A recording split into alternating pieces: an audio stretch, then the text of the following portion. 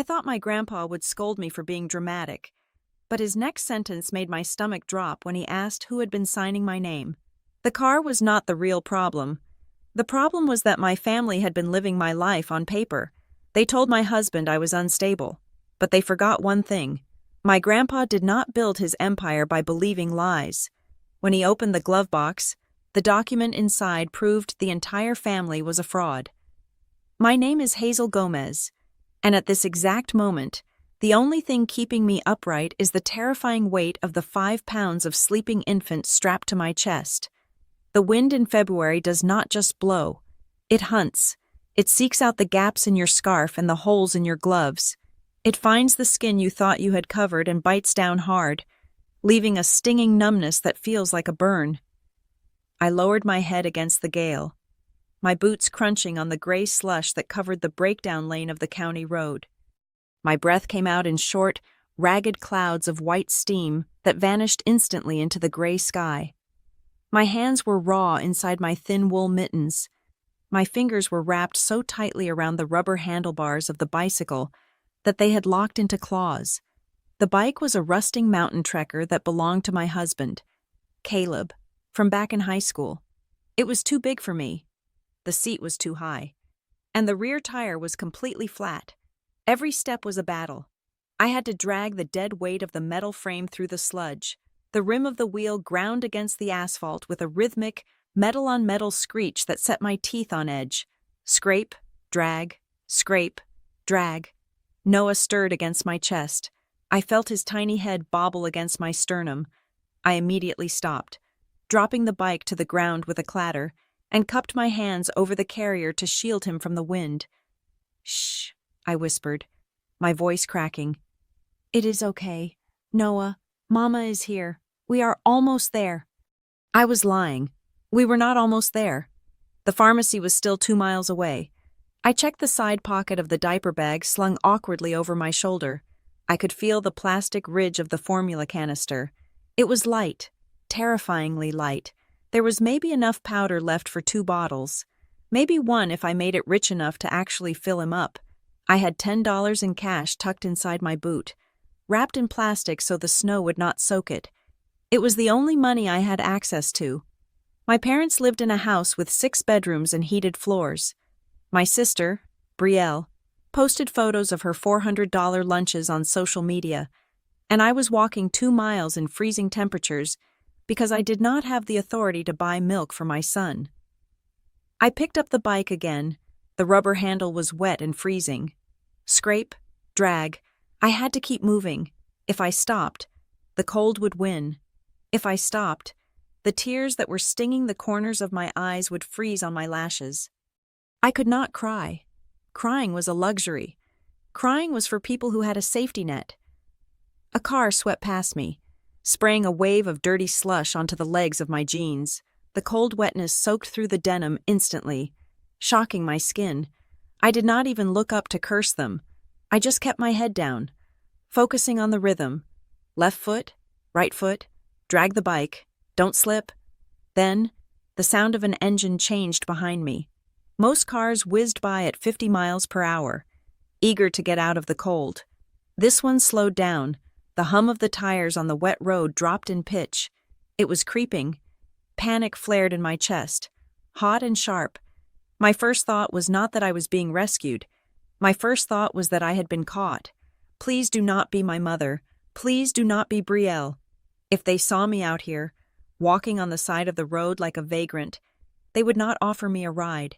They would take a picture. They would use it. They would send it to Caleb with a caption about how I was having another episode, how I was endangering the baby, how I was wandering the streets because I was mentally unfit. The vehicle pulled up alongside me, keeping pace with my walking speed. It was a massive black sedan, polished to a mere shine despite the weather, a Lincoln, or maybe a Cadillac. It looked like a shark swimming through the gray water of the winter afternoon. The rear window buzzed. It slid down smoothly, vanishing into the door.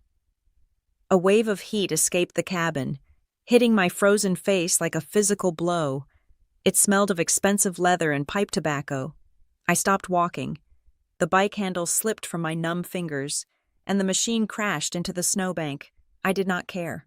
I looked into the dark interior of the car. Frank Callahan sat there. He did not look like a grandfather. He never really had.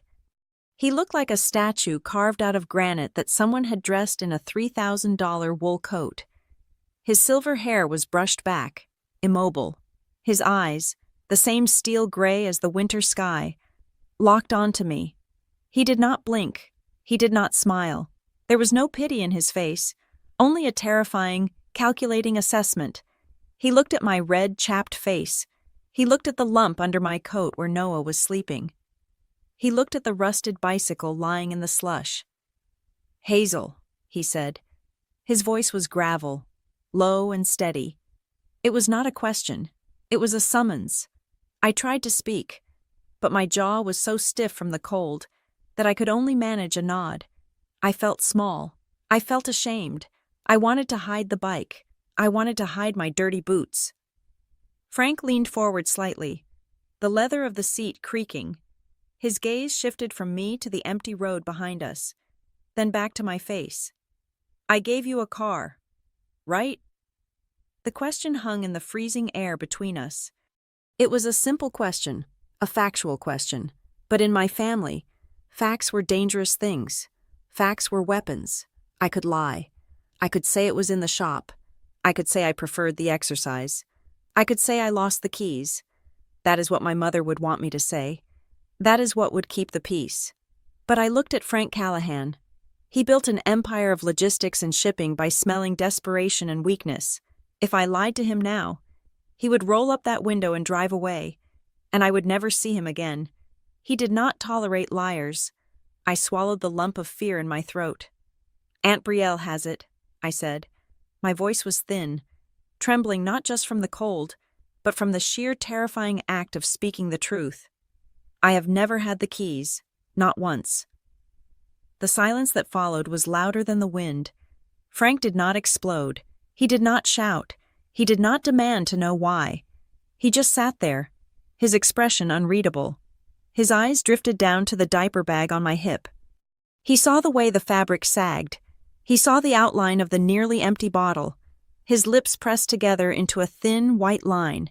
It was a microscopic movement, but for Frank Callahan, it was the equivalent of a primal scream. He raised one hand and signaled to the front of the car. "Get in," he commanded. "Now." The driver's door opened instantly. A large man in a dark suit stepped out into the cold without flinching. I recognized him vaguely. Arthur. He had been Frank's driver for 20 years. Arthur moved with efficient speed, rounding the car and opening the rear door for me. "Leave the bike," Frank said, seeing me hesitate. "It is Caleb's," I whispered. "I cannot lose it." "Arthur will get it later. Get in the car. Hazel." I stepped forward. My legs were so stiff I nearly stumbled. I climbed into the back seat, the warmth enveloping me instantly. It felt unnatural, like stepping from a freezer into a sauna. The door thudded shut with a heavy, reassuring seal, cutting off the sound of the wind completely. I sat on the edge of the leather seat, afraid to lean back, afraid my wet coat would stain the pristine interior. I unzipped my jacket immediately to check on Noah. He was still sleeping, his little face warm and pink.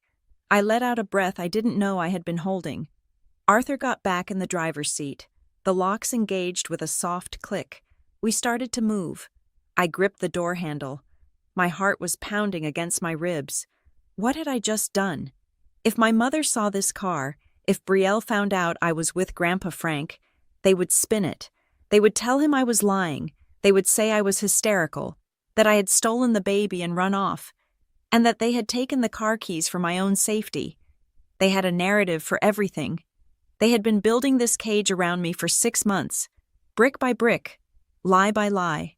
She is struggling with postpartum depression. She is confused. She forgets things. We are just helping her manage her finances until Caleb gets back. I looked at Frank. He was staring straight ahead, his profile sharp against the passing scenery. He had not said a word since I got in. He was not looking at me. He was thinking.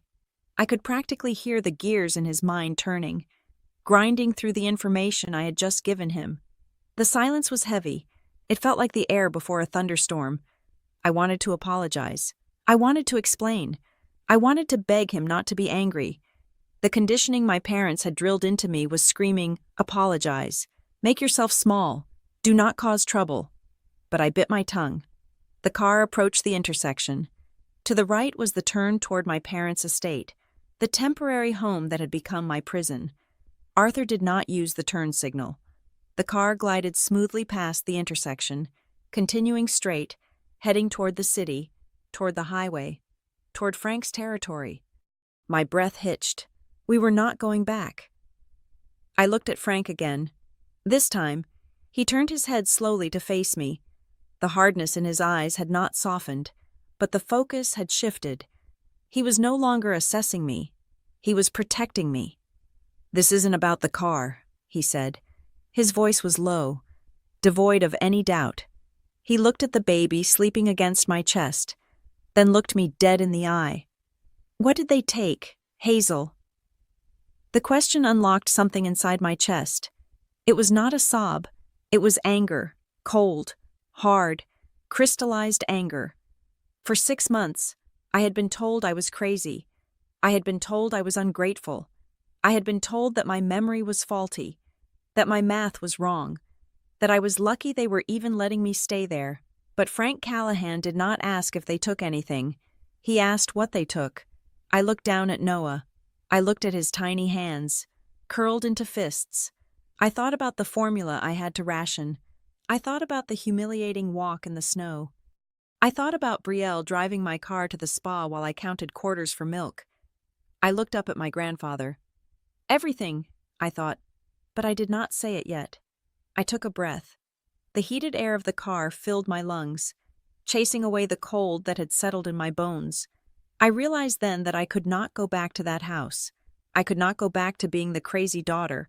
I could not go back to being the helpless wife. I tightened my hold on Noah. I am done. I told myself, I am absolutely done. Drive, was all I wanted to say. But I just nodded at him. The truth was coming, and for the first time in a long time, I was not the only one who was going to have to face it. The silence in my grandfather's car gave me the first moment of clarity I had possessed in 6 months. As the heated seats warmed my frozen spine, my mind drifted back to the beginning. It had not started with cruelty. It had started with a deployment order. When Caleb received his papers for an extended reserve mobilization, we were optimistic. It was going to be a long tour, nearly a year, assisting with logistics and infrastructure in a region that was stable but remote. We had a plan. We had savings. We had the rental apartment in the city, but I was 7 months pregnant, and the lease was ending. And Caleb worried about me being alone with a newborn while he was thousands of miles away with spotty internet access. My parents had offered the solution with open arms. They suggested I move back into the family estate in the suburbs. They said it would be temporary. They said I needed the village to raise the child. They said they wanted to spoil their grandson. It sounded perfect. It was the trapdoor spider inviting the fly to tea. The transition from guest to prisoner happened so slowly that I did not notice the bars until they were already bolted shut. It began with the schedule. My mother, a woman who meticulously curated her public image as a saint of the community, decided that my sleep deprivation was a sign of incompetence. If Noah cried at 2 a.m, she would be at my door instantly. She would not offer to help. She would stand there, arms crossed over her silk robe, and tell me that I was disturbing my father's rest. She implemented quiet hours. She decided when Noah should feed. She decided when I should shower. Then came the isolation. My phone was the first casualty. About 3 weeks after Noah was born, I left it on the kitchen counter while I was changing a diaper. When I came back, it was gone. My mother claimed she found it near the sink, wet, and that it had shorted out. She promised to replace it. She brought me an old, cracked smartphone from a drawer 3 days later. It was on their family plan. It had parental controls enabled. She said it was for data safety, to prevent hackers from targeting military families. I believed her. I was exhausted, hormonal, and terrified of doing anything that might jeopardize Caleb's security. but the new phone meant she could see who I called. She could see my texts. Suddenly, my friends stopped reaching out. I found out later she had replied to them while I was sleeping, telling them I was struggling with severe postpartum mood swings and needed space. She cut the lines of communication one by one until the only voice I heard was hers. Then, the car. That was the twist of the knife that hurt the most because it involved Brielle. My grandfather, Frank, had given me that car as a baby shower gift. It was a sensible, safe SUV, fully paid for. He wanted Noah to be safe. He wanted me to be mobile. 2 weeks after I moved in, the keys vanished from my nightstand. I found Brielle in the driveway, loading her yoga mats and shopping bags into the trunk. When I asked her what she was doing, she laughed. It was a light, tinkling sound that made my skin crawl. She told me that a car sitting idle was bad for the engine. She said the fluids would seize up if it was not driven. She told me she was doing me a huge favor by keeping it in rotation.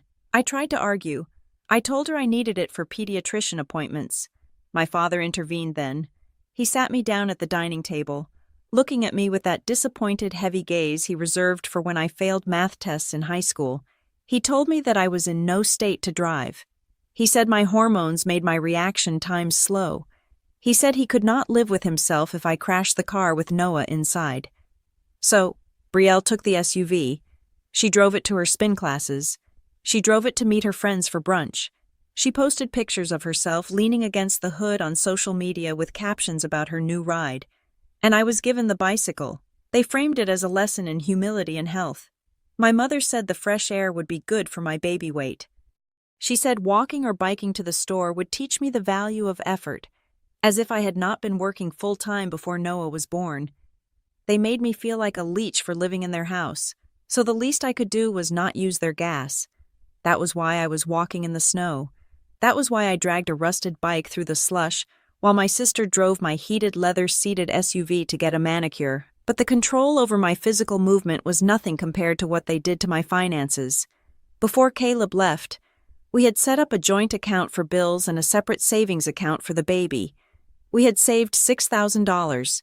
It was not a fortune, but it was our safety net. Plus, Caleb's military pay was being deposited directly. The interception of my mail started subtly. I would expect a package of diapers from an online order, and it would never arrive. When I asked, my mother would shrug and say package theft was rampant in the neighborhood. Then, the bank statement stopped coming. I tried to log in online, but my password did not work. When I tried to reset it, the two-factor authentication code went to the phone number I no longer had access to. I confronted my mother in the kitchen one morning. She was making a smoothie, the blender whirring loudly, drowning out my first attempt to speak. When she finally turned to me, she wiped her hands on a towel and gave me a pitying look. She told me that I had been making erratic purchases. She said I had ordered $500 worth of useless baby clothes that never arrived. She claimed she had spoken to the bank to secure the account because I was clearly not in my right mind. She said she was holding the debit card for safekeeping. I demanded to see the card. I demanded to see the balance. She pulled a single sheet of paper from a drawer. It was a printed spreadsheet, not an official bank statement. It showed a list of expenses: rent, utilities, groceries, diapers. The numbers were astronomical. According to her sheet, I was contributing $2,000 a month to the household expenses. She pointed to the bottom line. It showed a negative balance.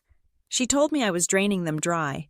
She said Caleb's pay was barely covering the cost of the organic food they bought for me, the electricity I used staying up all night with the baby, the water for the extra laundry.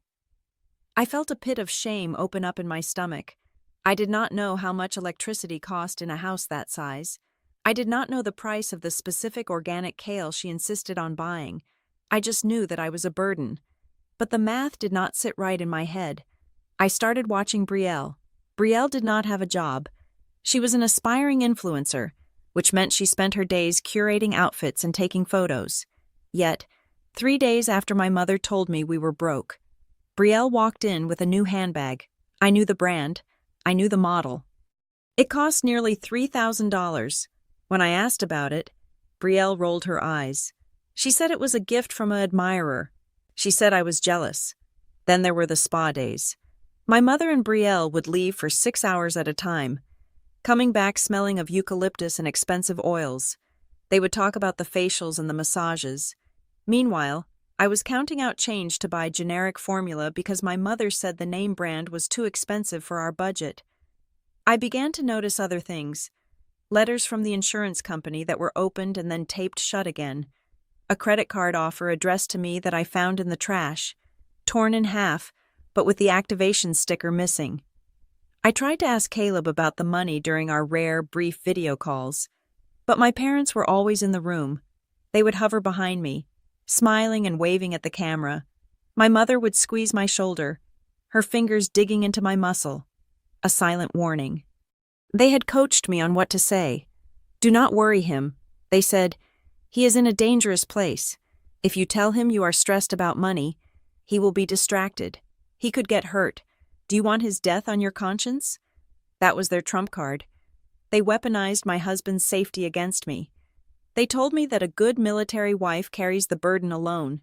They told me that complaining about finances was a betrayal of his sacrifice. So I smiled at the camera. I told Caleb everything was fine. I told him his in-laws were taking such good care of us, and I watched the relief on his face, hating myself for the lie. The worst part, the part that kept me awake at night staring at the ceiling, was the gaslighting regarding my sanity. They never hit me. They never starved Noah. But they made me question my own reality every single hour of every single day. If I put my keys on the hook, they would move them to the couch and ask why I was so careless. If I fed Noah at noon, they would ask me at 2 why I had not fed him since breakfast. When I protested, they would look at each other with sad, knowing glances. She is having an episode, Brielle would whisper, loud enough for me to hear. It is the hormones, my mother would reply. Poor thing, she does not even know what day it is.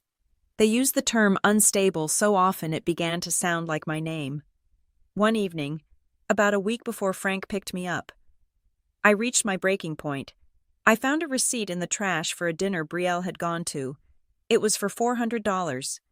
The date on the receipt was the same day my mother had told me we could not afford the special colic relief drops Noah needed. I marched into the living room. I held up the receipt. I was shaking. I screamed at them. I told them they were thieves. I told them I was taking Noah and leaving. The room went deadly silent. My father stood up. He did not look angry. He looked sad. He walked over to the mantel and picked up a file folder. He told me to sit down. He opened the folder. Inside were printed emails. They were emails I had never written. They were rambling, incoherent messages sent to my doctor, to Caleb's commanding officer, to my old boss.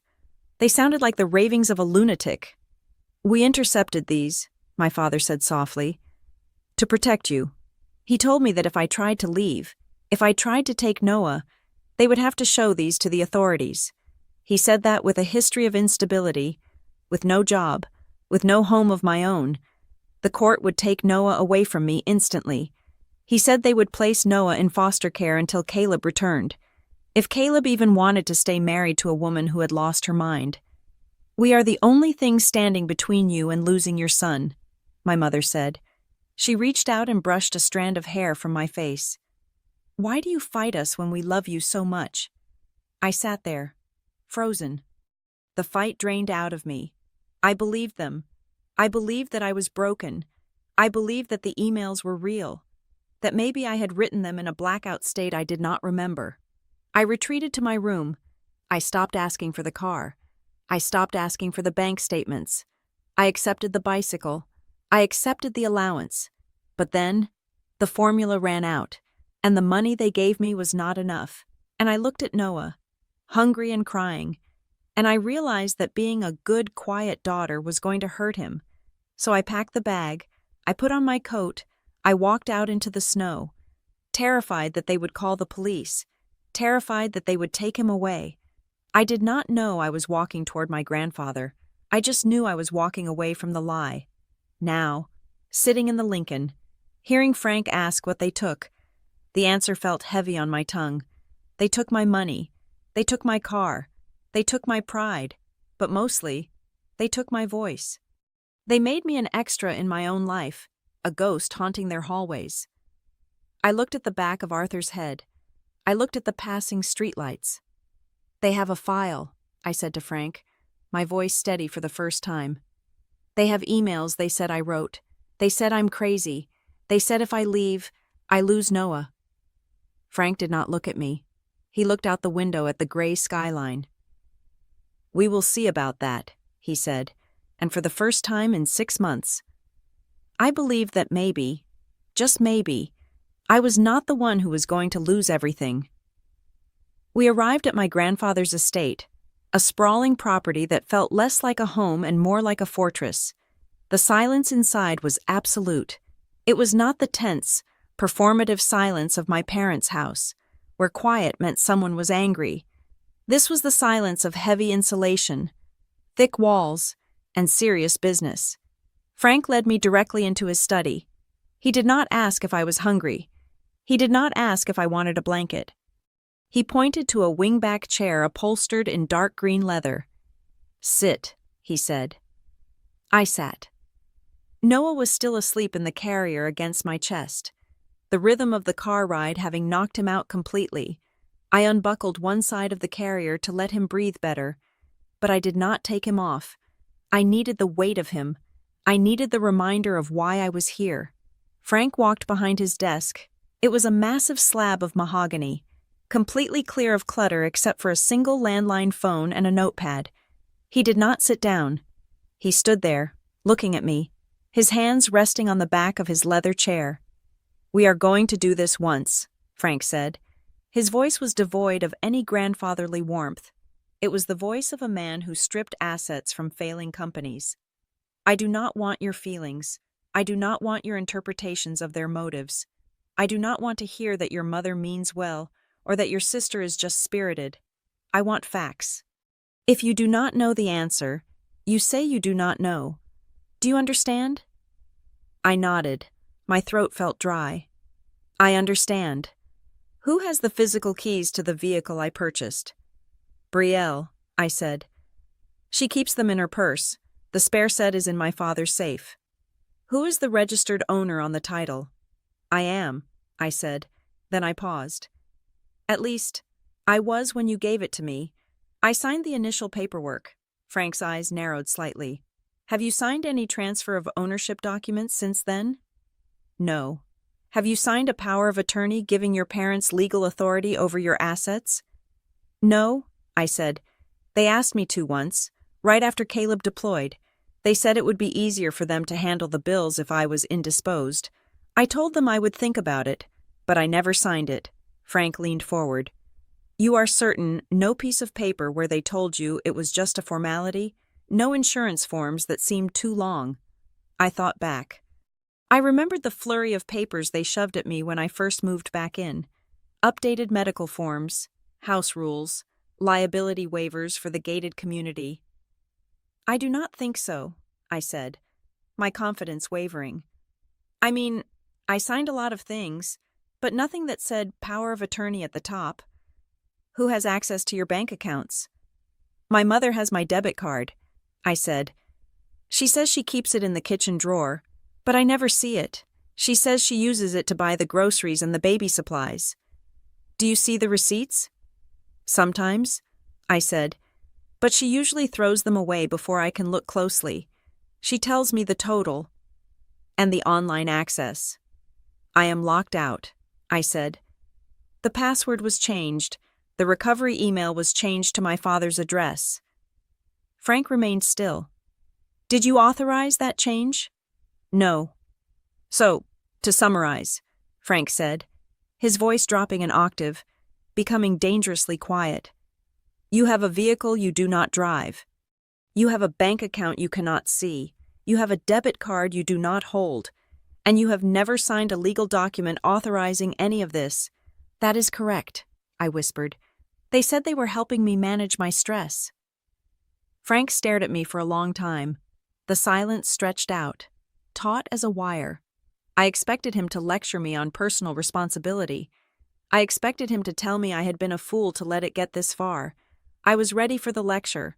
I deserved the lecture. But he did not lecture me. "Hazel," he said. I looked up. "They are not controlling you," he stated flatly. "They are committing a crime." The words hit me harder than the freezing wind outside had. Crime. Crime was something that happened to other people. Crime was robbers in ski masks. Crime was not your mother making smoothies or your sister borrowing your car. "It is not a crime," I protested weakly, the old programming kicking in. "It is just family stuff. It is messy. They are overbearing, yes, but they aren't criminals." Frank walked around the desk. He stopped 3 feet in front of me. He looked down, his expression grim. "If a stranger took your car keys and refused to give them back, what would you call it?" he asked. "Grand theft auto." I answered automatically. "If a stranger took your debit card and used it to buy themselves handbags, what would you call it?" "Theft, fraud." "If a stranger intercepted your mail and changed your bank passwords, what is that?" "Identity theft." "Then why?" Frank asked. "Do the definitions change just because they share your DNA?" I opened my mouth, but no sound came out. He was right. The logic was irrefutable. I had been allowing them to do things that would have sent a stranger to prison. All because I was afraid of being a bad daughter. Frank turned back to his desk. He opened a drawer and pulled out a file. It was a thin manila folder. He tossed it onto the desk. It slid across the polished wood and stopped right in front of me. "Open it," he commanded. I shifted Noah slightly and reached out to open the folder. Inside was a single sheet of paper. It looked like a bank confirmation. I scanned the numbers. My eyes widened. It was an account statement for a trust. The beneficiary was Noah Monroe. The trustee was Hazel Gomez. The balance was significant. It was enough to put a down payment on a house. It was enough to live on for 2 years without working. "What is this?" I asked, my voice shaking. "I established that fund the day Noah was born." Frank said, "I wanted you to have a cushion. I wanted you to have independence. I did not want you to be dependent on a military salary or your parents' generosity." I stared at the date on the document. It was dated 5 months ago. "I never knew about this," I said. Nobody told me." "I know you didn't," Frank said.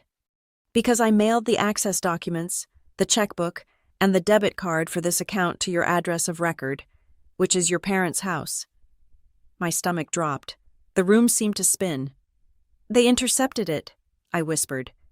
"Not just intercepted," Frank corrected. "The account has been accessed." I looked at the paper again. I saw the transaction history. There were withdrawals.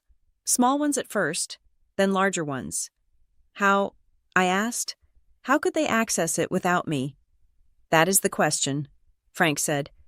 "To access this account, they would need your signature. They would need to verify your identity. If they have done this, Hazel, they have not just stolen your mail, they have forged your signature on federal banking documents." I felt sick, physically sick. I thought about the times my mother had asked me to sign insurance forms while I was half asleep. I thought about the times Brielle had borrowed my driver's license to scan it for the file. "They stole from Noah," I said. The realization was a physical pain in my chest. "They didn't just take my money. They took the money you gave to my son." "Yes," Frank said, "and they used it to maintain the lifestyle they can no longer afford." He walked over to the phone. He picked up the receiver and dialed a number from memory. He did not look at the keypad. He looked at me while the line rang. "Pierce," Frank barked into the phone. "It is Callahan. I need you here tomorrow morning, 8 o'clock sharp. Bring Marla. Yes, it is the family matter we discussed. It is worse than I thought. Bring the full forensic kit. We are going to need to trace signatures and digital footprints." He hung up without saying goodbye. He looked at me. "Tomorrow morning. My attorney and my forensic accountant will be here. We are going to pull every record. We are going to trace every penny.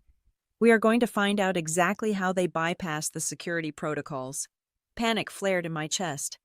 This was moving fast. Too fast. "Grandpa," I said, my voice rising in pitch. Wait, lawyers, forensic accountants. Are we talking about suing them? They are my parents. Brielle is my sister. If we do this, if we bring in the law, it destroys everything. They could go to jail. I was trembling. The idea of seeing my mother in handcuffs, no matter what she had done, felt wrong. It felt like a violation of the natural order. You do not send your parents to prison. You survive them. Frank walked over to the window. He looked out at the snowy grounds of his estate. Hazel, he said, without turning around. They did not hesitate to destroy you. They were systematically gaslighting you to make you think you were insane. They were preparing to take your child away from you to cover their tracks. Do you understand that if you had tried to leave on your own, they would have used your lack of funds and their fabricated evidence of your instability to take custody of Noah? He turned to face me.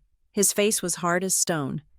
Family is not a license to steal, he said. Family is not a shield they can hide behind while they cannibalize your life. I looked down at Noah. He was sleeping so peacefully. He had no idea that his grandmother had stolen his future to buy designer curtains. He had no idea that his aunt was driving his car to buy smoothies while he almost ran out of milk. If I did nothing, they would win. They would keep doing it. And eventually, they would succeed in taking him. They would paint me as the crazy, incompetent mother, and they would raise him to be just like them. I imagined Noah growing up in that house. I imagined him learning to lie like Brielle. I imagined him learning to manipulate like my mother. The fear in my chest vanished. It was replaced by a cold, steely resolve. It was the same resolve I saw in my grandfather's eyes. I took a deep breath. I sat up straighter in the leather chair. I adjusted the blanket around my son. Okay, I said. Frank watched me. Okay, what? He asked. We do it, I said. We do not just talk about it. We do not just threaten them. We do it. I looked Frank in the eye. Legally, I said. Fully, I want to know everything they took, and I want it back. Frank nodded once. It was a sharp, precise movement. Good, he said. Get some rest. Tomorrow, we go to war. The precinct smelled of stale coffee and floor wax, a sensory combination that usually signaled bad news. I sat on a hard plastic bench, Noah sleeping in his carrier beside me, while my grandfather stood at the front desk. The officer on duty, a man with tired eyes and a name tag that read Sergeant Miller, was shaking his head. Look, Mr. Callahan, Miller said, his voice carrying the weary tone of someone who had explained the same thing 5 times. I understand you are upset. But if the young lady gave her keys to her sister, and if her mother has her debit card, this is a civil matter. It is a domestic dispute. You need family court, not the police department. I felt the familiar shrink of defeat in my chest. This was exactly what I had feared. The law saw a family squabble, not a hostage situation. Frank did not raise his voice. He did not argue. He simply reached into his coat pocket and withdrew the document he had shown me the night before the statement for the trust fund I never knew existed. Sergeant, Frank said, sliding the paper across the high counter. My granddaughter did not give anyone access to this. This is a federally regulated trust. The access credentials were intercepted from the U.S. mail. The signature on the withdrawal request does not match hers. That is not a domestic dispute. That is felony fraud and mail theft. Sergeant Miller looked down at the paper. He adjusted his glasses. He read the balance. He read the withdrawal amounts. The weary look vanished from his eyes. He picked up a phone. Detective Vance, you are going to want to come out here. 10 minutes later, we were in a small, windowless interview room.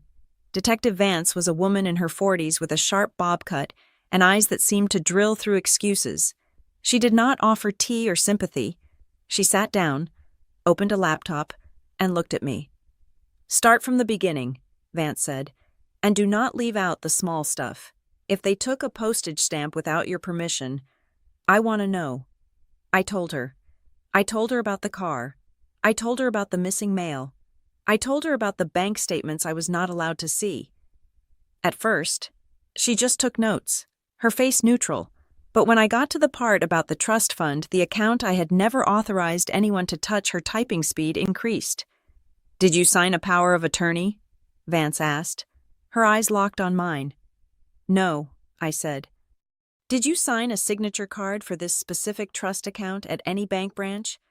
"I did not even know it existed until yesterday," I replied. "So, if we pull the security footage from the bank branch where these withdrawals were made," Vance said, leaning forward, "we are not going to see you." "You will see my sister," I said. "Or my mother." Vance stopped typing. She looked at Frank. "If they moved more than $10,000, we are looking at grand larceny. If they use the internet to move it, it is wire fraud." The door to the interview room opened. I expected another officer. Instead, two people walked in who looked like they had just stepped out of a high-rise boardroom. "Marla Keene," the woman said. She was tall, wearing a charcoal suit that looked like it cost more than my parents' car. She did not smile. She extended a hand to the detective, then to me. Her grip was iron. "I am representing Mrs. Gomez in all civil and criminal matters related to this case." Behind her was a man who looked like a college professor, wearing a tweed jacket and round glasses. He was holding a briefcase that looked heavy. "Jonah Pierce," he said. His voice was flat, devoid of inflection. "Forensic accounting." Frank nodded to them. "You made good time." "We took the helicopter," Marla said, dismissing the travel logistics as if they were irrelevant. She sat down next to me, placing a legal pad on the table. She turned to Detective Vance. "Detective, we are prepared to file for immediate subpoenas for all bank records associated with the Gomez and Monroe families. We are also filing a formal complaint regarding identity theft." Vance looked at Marla, then at Jonah. The dynamic in the room shifted instantly. It was no longer a police inquiry. It was a war council. "I can take the complaint," Vance said, "but subpoenas take time." "We have time," Jonah said. He opened his briefcase and pulled out a laptop. "But the money might not." Based on the withdrawal patterns Frank described, they are liquidating assets. They are moving cash. Jonah turned the laptop screen toward the detective. He had a spreadsheet open. "I ran a preliminary credit check on Mrs. Gomez this morning," Jonah said. He spoke about my life as if it were a math problem. "Her credit score has dropped 150 points in 6 months. There are 4 credit cards opened in her name that she claims she did not authorize. There is also a personal loan for $20,000 taken out 3 months ago from an online lender." My jaw dropped. "A loan I never took out alone." "The funds were deposited into a joint account," Jonah continued, tapping a key, "then transferred immediately to an account held solely by Betrayal Monroe." Detective Vance looked at the screen. Her professional detachment cracked. She looked angry. "That is identity theft," Vance said. "Clear cut." "It is more than that," Marla added, her voice sharp. "It is coercive control. They are using her identity to bankrupt her so she cannot leave. It is a form of entrapment." Vance looked at me. "Hazel, listen to me carefully. We can request an emergency freeze. We can flag your social security number and every account linked to it as compromised. It will lock everything down. No credit cards will work. No withdrawals will be allowed. It will stop the bleeding immediately." "Do it," I said. I did not hesitate. "You need to understand," Vance warned. "This will freeze them out too. If they try to buy groceries with a card in your name, it will be declined. If they try to put gas in the car, it will be declined. They will know immediately that something is wrong." "Good," I said. "Let them know." Jonah began typing rapidly. "I will coordinate with the fraud departments of the major bureaus. We will have a flag on the file within the hour." "Now," Vance said, pulling out a fresh form. "I need to talk about the car. You said the title is in your name." "Yes," I said. "And you have requested the return of the property." "Multiple times." "And they refused." "Yes." "That is unauthorized use of a motor vehicle," Vance said. "If we find that they forged a transfer of title, it becomes forgery of a government document. That is a felony." Jonah looked up from his screen. "If I may, Detective, I would suggest we also look for rental income. It is common in these types of financial abuse cases for the perpetrators to monetize the assets. If the sister has the car, check the peer-to-peer rental apps. Turo, Get Around. If she is renting out a car she does not own, she is committing fraud against the platform and the renters. Marla nodded. I will have my paralegals scrape the listings in the area. I sat there, stunned. For months, I had been told I was crazy. I had been told I was imagining things. Now, 3 experts were dissecting my life and finding crimes in every corner. Mrs. Gomez, Marla said, turning to me, we are going to need you to sign an affidavit stating that you did not authorize these accounts. Once you sign this, there is no going back. We are alleging that your parents and sister committed felonies. This is not a warning shot. This is an indictment. She slid a paper toward me. I looked at the pen. I thought about my mother making smoothies. I thought about my father's sad eyes. Then I thought about the text message Brielle sent me when I asked for money to buy diapers. Maybe if you were more responsible, you wouldn't be begging. I picked up the pen. Where do I sign? I asked. Marla pointed to the line. I signed my name. It was the first time in months I had signed something without a hand hovering over my shoulder. One more thing, Jonah said. He adjusted his glasses. If we find that they forged your signature on the tax returns, which is highly probable, if they are hiding income, the IRS will get involved. Federal prison time is mandatory for tax fraud. Let us cross that bridge when we get the transcripts, Marla said. Detective Vance stood up. I have enough to start. I'm going to open a formal investigation file. I will need to take the physical evidence, the letters you have, the trust documents. Frank handed over the folder. We will be in touch, Detective. Frank said. We walked out of the police station 2 hours later. The sun had come out, but the air was still biting cold. I buckled Noah into the car seat in the back of the Lincoln. I felt different. I felt lighter. For the first time in a long time, the fear that had been living in my stomach was gone. It had been replaced by something else. A sense of machinery moving, massive, heavy gears turning in my favor. I looked at the police station one last time. My family had spent 6 months building a cage for me out of lies and paper. They thought they were the wardens. They thought they held the keys. They did not realize that they had just locked themselves in a cage with the law, and the law, as represented by Marla Keene and Detective Vance, looked very hungry. The guest room in my grandfather's house was silent, a stark contrast to the chaos of my mind. For the first time in 6 months, Noah was sleeping in a proper crib, a solid oak structure Frank had ordered delivered that afternoon. The mattress was firm, the sheets were crisp, clean cotton. The room smelled of lavender and safety. I should have been sleeping. My body was screaming for rest. The adrenaline from the police station visit had faded, leaving behind a bone-deep exhaustion that made my limbs feel like lead. But I could not close my eyes. On the mahogany nightstand, my old phone sat on a white napkin. It was the only dirty thing in the pristine room. I had kept it turned on at Marla's instruction. She had told me that silence was our enemy. We needed them to speak. We needed them to show their hand. And they were showing it. The phone vibrated against the wood. It was a short, angry buzz that repeated every 30 seconds. Psst, psst, psst. I reached out and tapped the screen. The light flared in the darkness, stinging my eyes. The notifications were stacking up like bricks in a wall. 42 missed calls, 63 text messages. I opened the messaging app. I did not read them with fear anymore. I read them like a researcher studying a disease. The first few, sent around 5 in the afternoon when I had failed to return for dinner, were performative concern. Mom, Hazel, where are you? Dinner is on the table.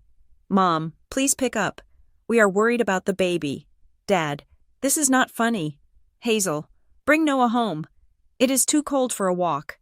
Then, around 7 in the evening, the tone shifted. This was likely when they tried to use the credit card I had frozen, or perhaps when they realized the car was not coming back. The mask of the concerned parent slipped, revealing the predator beneath. Mom. Why is the card declined? I am at the store. This is embarrassing. Fix it, Dad. You have no right to do this. That is family money. You are stealing from us. Mom. Answer the phone. You are acting like a child. We have done everything for you. Then came Brielle. My sister's messages were different. They were not panicked. They were calculated. They were designed to hurt. Brielle. You think you are clever. Mom is crying. I hope you are happy. Brielle. I found your journal, the one where you wrote about feeling sad. Interesting reading. Brielle. If you do not come back by morning, I'm going to tell everyone about the time you dropped the bottle. I will tell them you threw it. People believe me. Hazel, they know you are unstable. I felt a cold shiver run down my spine. That threat. Unstable. It was their favorite word. It was the leash they used to choke me. I took a screenshot. Do not reply. Marla had told me before she left that evening. Let them scream into the void. Every text is a piece of evidence. Every threat is a brick in the wall of the protective order we are building. Let them dig their own grave. I forwarded the screenshot to Marla's secure email. Bzzz. A new notification popped up. This one was not a text. It was a social media alert. My cousin, who lived 3 states away, had tagged me in a post. I hesitated. I knew I shouldn't look. I knew it would hurt. But I had to know what the narrative was. I opened the app. My mother had posted a photo. It was a picture of me from right after the birth, looking exhausted, pale, and disheveled. It was the worst photo she could have chosen. The caption read, "Please, we need prayers. Our sweet Hazel has left the house with baby Noah. She is confused and struggling with her mental health. She is not herself. If you see her, please do not approach her. Just call us immediately. We just want our grandbaby safe." The comments were already flooding in. Oh my God, how terrifying. Praying for you. Postpartum psychosis is so real. I hope she doesn't hurt herself. Shared in the community group. We will keep an eye out. They were hunting me. They were weaponizing the community's goodwill to hunt me down like a fugitive. They weren't asking people to call the police. They were asking people to call them. They wanted to intercept me before the authorities got involved. I felt the walls of the room closing in. I felt that familiar panic, the sensation that no matter where I ran, they would find a way to paint me as the villain. Suddenly, the intercom system in the hallway chimed. It was a soft, melodic sound, but in the silence of the night, it sounded like a gunshot. I jumped out of bed. Grabbing my robe, I rushed into the hallway. Frank was already there. He was wearing a silk dressing gown, his silver hair perfectly combed even at 11 at night. He was standing in front of a panel of monitors mounted on the wall. "They are here," Frank said. His voice was devoid of surprise. I looked at the screens. The monitors showed the feed from the security cameras at the main gate, which was located a quarter-mile down the driveway. 3 cars were idling outside the iron gates. I recognized my parents' sedan. I recognized Brielle's convertible, or rather, the convertible she claimed was hers. And there was a 3rd car, my uncle's truck. They were staging a siege. "Turn on the audio," I whispered. Frank pressed a button. The sound of my mother's voice filled the hallway. She was not crying. She was screaming. "Open this gate. My daughter is in there. He has kidnapped my daughter." She was shaking the bars of the gate. It was a performance. She kept looking back at my uncle, who was holding his phone up, recording the whole thing. "Frank Callahan, you give me back my grandson," my father bellowed. He looked red in the face. "She is mentally incompetent. You are harboring a fugitive." Brielle was leaning against her car, typing furiously on her phone. She looked bored, until her father gestured to her, and then she immediately covered her face with her hands, feigning sobs for the camera. "They are recording it," I said, pointing at the screen. "They are going to post this. They are going to say you are holding me hostage." Frank looked at the screen with cold disdain. "Let them record." He turned to the head of his security detail, a man named Reynolds, who had appeared silently at the end of the hall. "Call the police," Frank ordered. Tell them we have trespassers attempting to breach the perimeter. Tell them the individuals are making threats and refusing to leave." "Already done, sir," Reynolds said. "ETA is 5 minutes. "Hazel," Frank said, turning to me, "I want you to record this too. From here, capture the monitors, capture their behavior. We need to show that they are not worried parents. They are aggressors." I pulled out my phone. My hands were shaking, but I forced them to still. I started recording the screen, on the monitor. My mother had escalated. She was now throwing rocks at the keypad of the gate. My father was kicking the metal bars. "I know you can hear me. Hazel," my mother screamed, her face distorted by the night vision camera into a ghostly mask. "You ungrateful little brat. After everything I bought for you, you think you can cut us off. You think you can take that money. That is my money. I earned it by putting up with you." I gasped. "Did you get that?" Frank asked. "Yes," I said. She had slipped. In her rage, she had forgotten the script. She wasn't screaming about Noah's safety. She was screaming about the money. "Keep recording," Frank said. 2 minutes later, blue and red lights washed over the scene on the monitor. 2 police cruisers pulled up behind my family's blockade. I watched as the transformation happened instantly. My mother stopped throwing rocks. She collapsed against the gate, sobbing theatrically. My father threw his hands up in a gesture of surrender, looking like a confused old man. I saw the officers step out. One of them was Sergeant Miller, the man we had seen at the desk earlier that day. My father rushed toward him. I could hear his voice through the audio feed, muffled but audible. "Thank God you are here. Officer, my father-in-law has locked my daughter in there. She is having a breakdown. We just want to get her to a hospital." Sergeant Miller did not look impressed. He held up a hand, stopping my father in his tracks. "Step back, sir," Miller said. "But my baby," my mother wailed. "Ma'am, step back," Miller ordered. "We have a report of trespassing and harassment." "Harassment?" my father sputtered. "We are family." Reynolds, Frank's security chief, spoke into a microphone that broadcast to the gate. "Officers, Mr.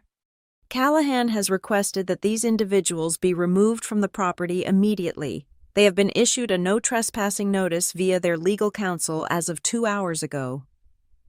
Marla had been busy, on the screen. I saw Miller talking to my father. My father was pointing at the house, waving his arms. Miller shook his head. He pointed to the cars. "You need to leave." Miller's voice came through clearly now. "The resident does not want you here. If you do not vacate the premises in 2 minutes, you will be arrested for criminal trespass and disturbing the peace." "You cannot do this," my mother screamed. "She has my grandson." "If you have a custody dispute, take it to court," Miller said, his patience visibly wearing thin. "Right now, you are banging on a private gate at 11:30 at night. Get in your cars, now." My mother looked at the gate one last time. Her eyes were not filled with love. They were filled with hate, pure, distilled malice. She looked directly at the camera lens, as if she knew I was watching. She mouthed something. There was no audio for a whisper, but I read her lips perfectly. "You are dead to me." Then she turned around, smoothed her coat, and got into the sedan. My father glared at the police, muttered something, and followed her. Brielle stopped filming, rolled her eyes, and got into the convertible. I watched the 3 cars make U-turns and drive away, followed by one of the police cruisers. The driveway was empty again. The silence returned. I lowered my phone. I saved the video. Frank placed a hand on my shoulder.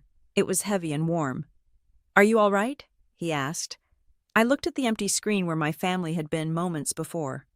"They did not ask about Noah's formula," I said quietly. "They did not ask if he was sleeping. They did not ask if he was warm." I looked at Frank. "Mom screamed about the money," I said. "She said it was her money because she put up with me." "Yes," Frank said. "They do not want me back." I realized, the truth settling over me like a cold blanket. They do not miss me. They miss the control. They miss the access to the trust fund.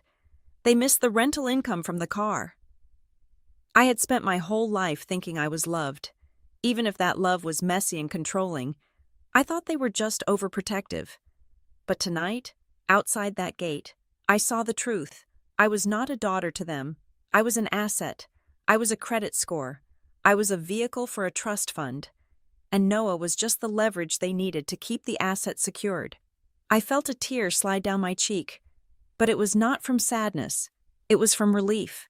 Because you cannot mourn a relationship that never truly existed. "They are not coming back tonight," Frank said. "Go to sleep. Hazel, you have a deposition in the morning." "I will," I said. I walked back to the guest room. I checked on Noah.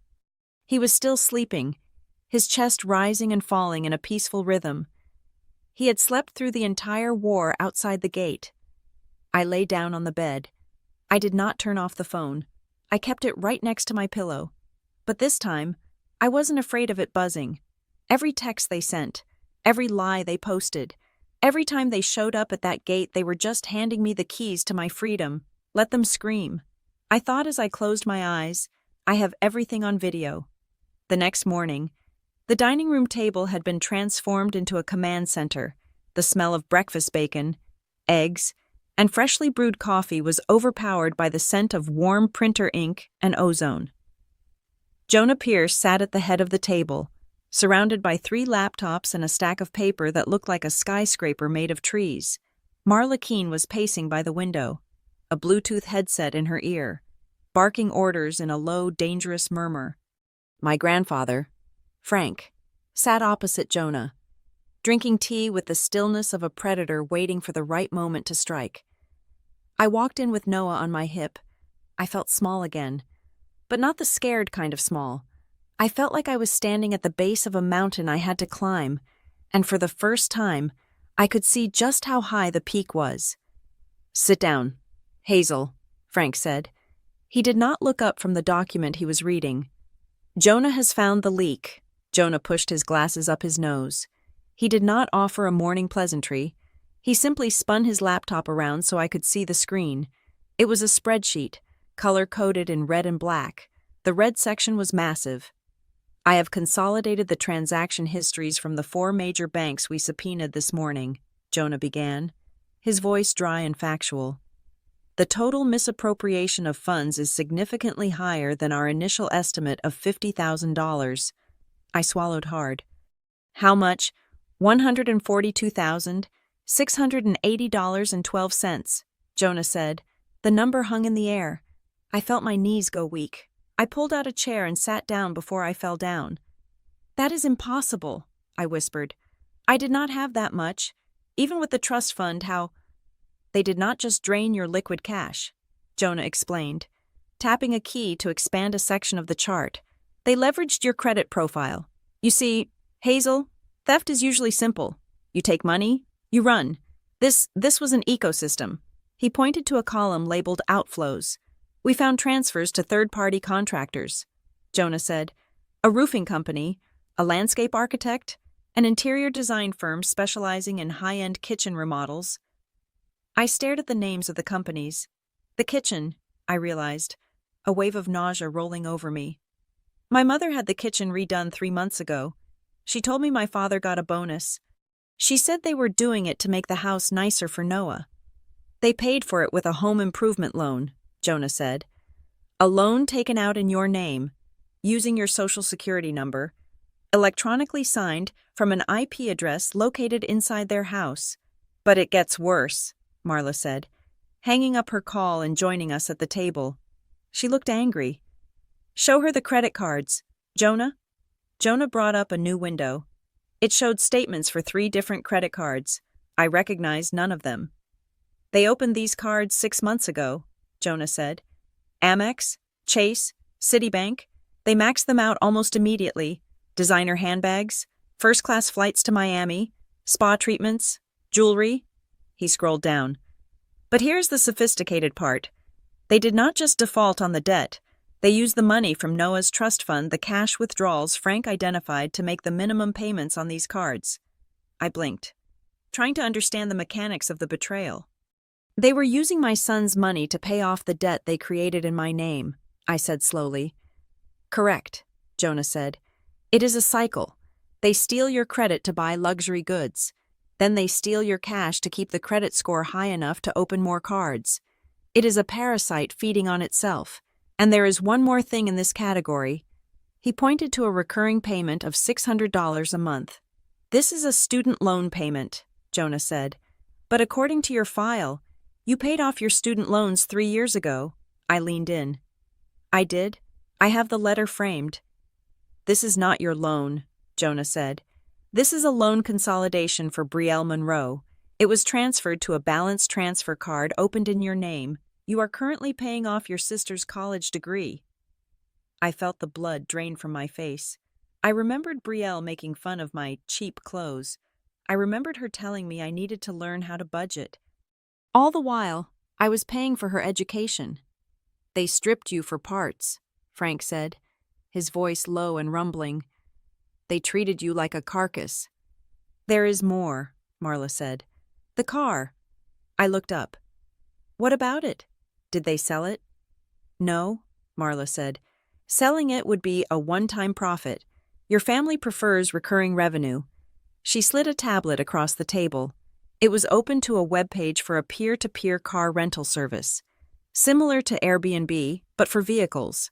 There, in high definition, was my white SUV. The profile belonged to Brielle M.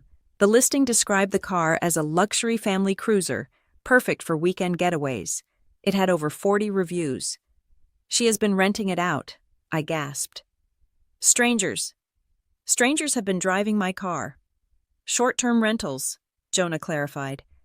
According to the platform's data, which Marla's team scraped this morning, this vehicle has been rented out for 22 weekends in the last 6 months. At $150 a day, that is nearly $7,000 in income, Marla calculated. Income that went directly to Brielle's personal account. Meanwhile, you were paying the insurance premiums, and you were the one walking in the snow. I stared at the photo of the car. In one of the pictures, I could see my own baby car seat base in the back. They hadn't even taken it out. They were renting out my son's safety equipment to strangers. How is this possible? I asked, my voice trembling with rage. The app requires proof of ownership. You have to upload the registration and insurance. That is where the DMV comes in, Marla said. She opened a thick folder. I had a contact at the Department of Motor Vehicles. Pull the jacket on this VIN number first thing this morning. She pulled out a photocopy of a document. It was a transfer of title form. According to the state of Pennsylvania, you sold the car to Brielle Monroe 4 months ago, Marla said, for the sale price of $1. I looked at the signature at the bottom. It was my name. It was written in blue ink. It had the loops and swirls of my handwriting. I never signed this, I said. I swear, I never signed a title. We know, Frank said. Think back. Hazel, Marla said, her eyes intense. 4 months ago, that would be October. Did you sign anything unusual, anything they told you was routine? I closed my eyes. I tried to navigate the fog of sleep deprivation that had clouded those first few months. October, Noah had a fever. I was up for 3 nights straight. My mother, I whispered. The memory surfaced like a piece of driftwood. She came into my room. I was nursing Noah. I was barely awake. She said the insurance company needed a postpartum coverage update. She said it was to make sure Noah was covered if anything happened to me on the road. She had a stack of papers. She just lifted the corners and told me where to initial. The old sign here shuffle, Marla said with disgust. Classic. I signed a blank page. I realized. I remember now. The text was covered by the other papers. I just signed the line she pointed to. And that signature was lifted or applied to this title transfer, Jonah said. Or they just practiced enough to forge it freehand on the day. But here's the problem for them. Jonah pointed to the signature on the screen. I ran this against your signature from your marriage license and your driver's license. The pressure points are off. The upstroke on the H is too slow. This was written by someone trying to draw your name, not write it. It is a forgery. A good one, but a forgery. But the DMV accepted it, I said. So legally, she owns the car. The DMV is a bureaucracy, not a detective agency, Frank said. He leaned forward, a grim smile playing on his lips.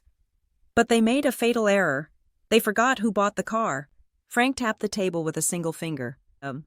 When I buy a vehicle for a family member, Frank said, I do not just write a check. I have my lawyers structure the purchase.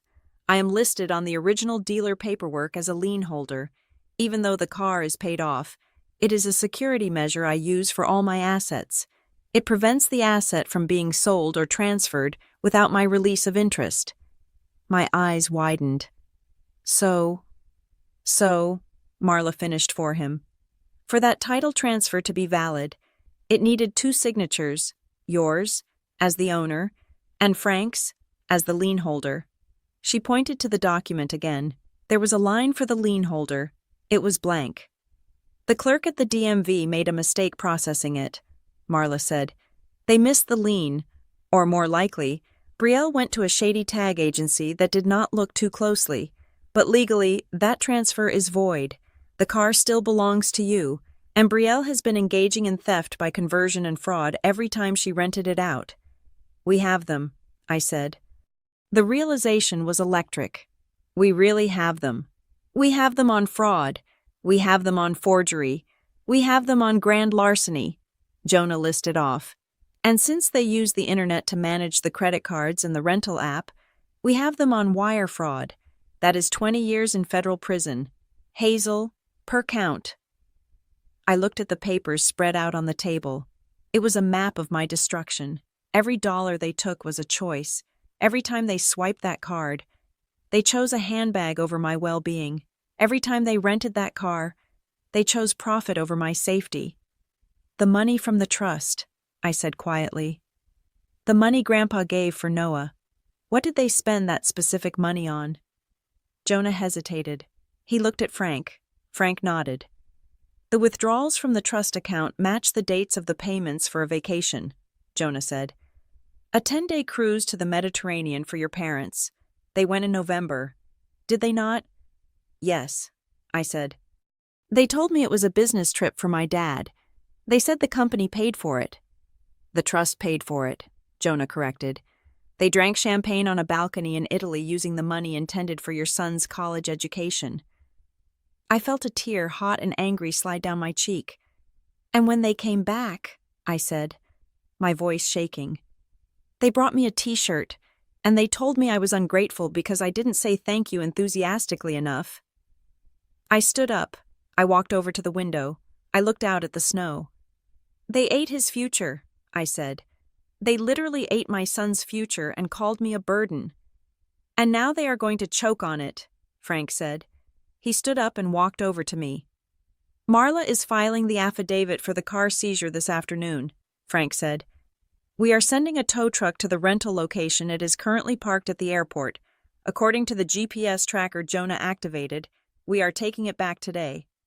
And the credit cards? I asked. Frozen, Jonah said. I spoke to the fraud departments an hour ago. The next time your mother tries to buy a latte, or your father tries to pay that contractor, the card will decline, and the bank will confiscate it. This is the end of the montage. Hazel, Marla said, closing her folder with a snap. We have the data. We have the proof. The investigation is over. Now, the prosecution begins.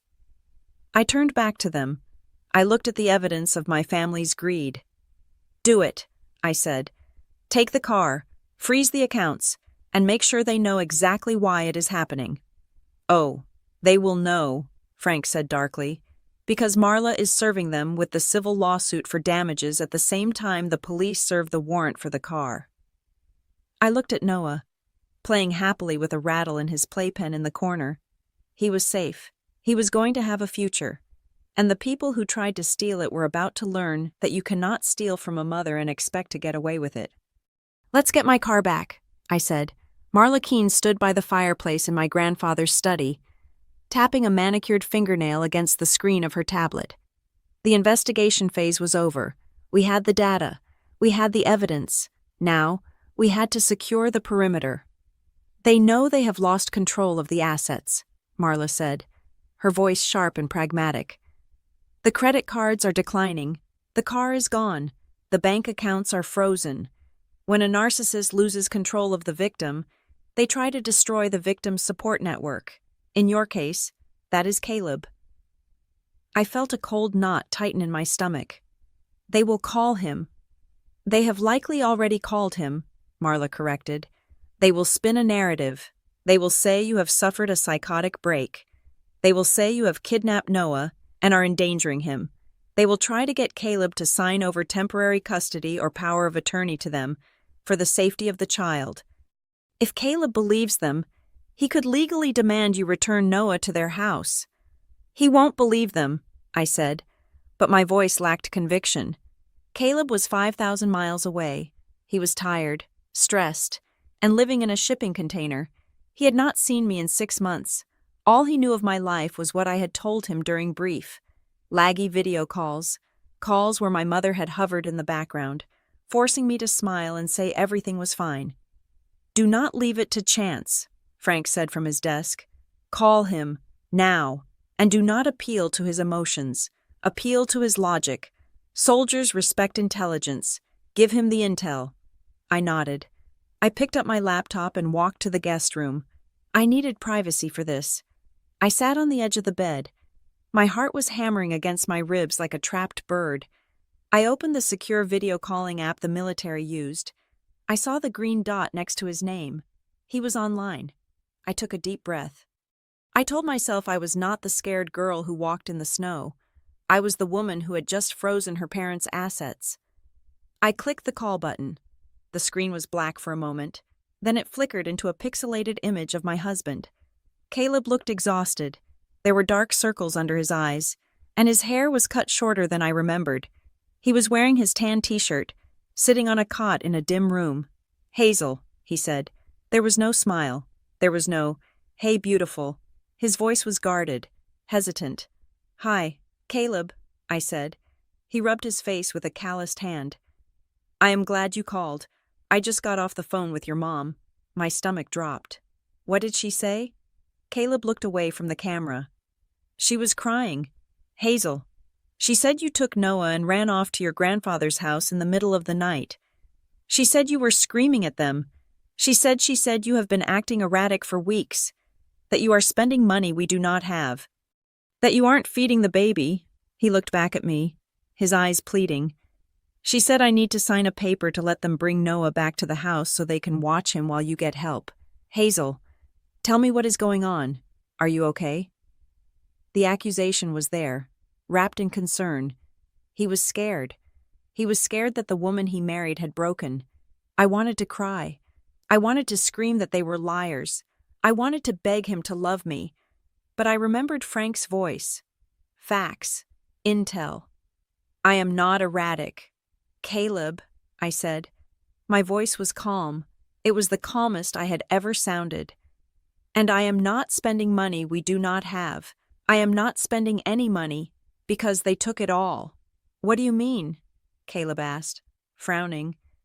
Your mom said, I am going to share my screen with you. I interrupted. I do not want you to listen to me. I want you to look.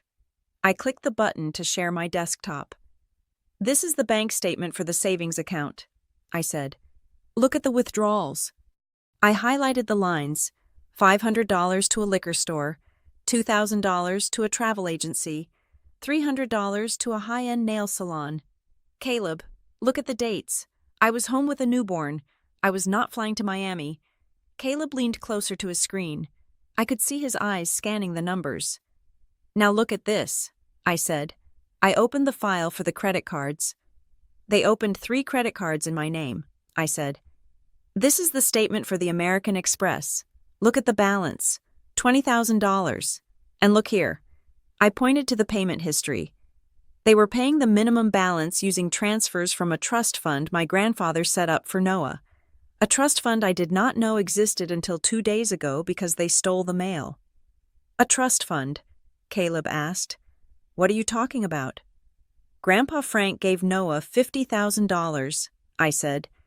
It is almost gone. They spent it on a kitchen remodel and a cruise. Caleb was silent.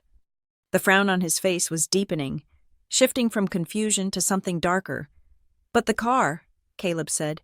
Brielle said she was just keeping the battery running for you. She said you refused to drive. Here is the listing on the rental app, I said, pulling up the webpage. She has been renting it to strangers for $150 a day. She made $7,000. Caleb, I was walking to the pharmacy in the snow because I did not have gas money, and she was renting our car to tourists. I saw Caleb's jaw tighten. The muscle in his cheek jumped. And finally, I said, I want you to see this. I played the video file from the security gate. The video of my mother screaming. The video of her throwing rocks. The video where she yelled, "That is my money. I earned it by putting up with you." The audio was crisp. Her malice was undeniable. It was not the voice of a worried grandmother. It was the voice of a woman who had lost her wallet. I stopped the video. I ended the screen share. I looked back at Caleb. He was sitting perfectly still. He looked like he had been punched in the gut. I am at Grandpa Frank's, I said softly. We have a lawyer. We have a forensic accountant. We have filed police reports for identity theft, fraud, and forgery. I am not having a breakdown. Caleb, I am escaping a crime scene. The silence stretched between us for 10 seconds. It felt like an hour. Then, Caleb let out a long, slow breath. He looked at me. The guard was down. The hesitation was gone. I believe you, he said. 3 words. They were the most beautiful words I had ever heard. I believe you, he repeated, his voice gaining strength. God, Hazel, I am so sorry. They told you I was crazy, I said, feeling the tears finally prick at the corners of my eyes. They wanted you to think I was unfit. They sent me a message right before you called, Caleb admitted. Your dad. He sent me a draft of a document. He wanted me to grant them temporary guardianship of Noah. He said if I did not do it, social services would take him because you were homeless. I am not homeless, I said. I am safe. Caleb looked down at his hands. He looked furious, not at me, at himself. I should have known, he muttered. I saw the money leaving the account, the little bits here and there. Your mom told me you were buying things for the nursery. I thought you were just nesting. I didn't want to stress you out by asking. Wait, I said. What money? The allotment, Caleb said. The family separation allowance and the extra housing stipend. I froze. What allowance? Caleb looked up, confused. The military pays an extra $250 a month when we are separated, plus the adjustment for the housing. I set it up to deposit into the joint account before I left. It is nearly $800 a month extra. Hazel. I sent it so you could get a nanny or help with the house. My mouth fell open. I never saw it, I whispered. I never saw a dime of it. They told me your pay was barely covering the grocery bill. $800 a month, Caleb said, his voice rising. For 6 months, that is almost $5,000. They took that too. They took everything. Caleb. I saw the realization hit him. It wasn't just money. It was his effort.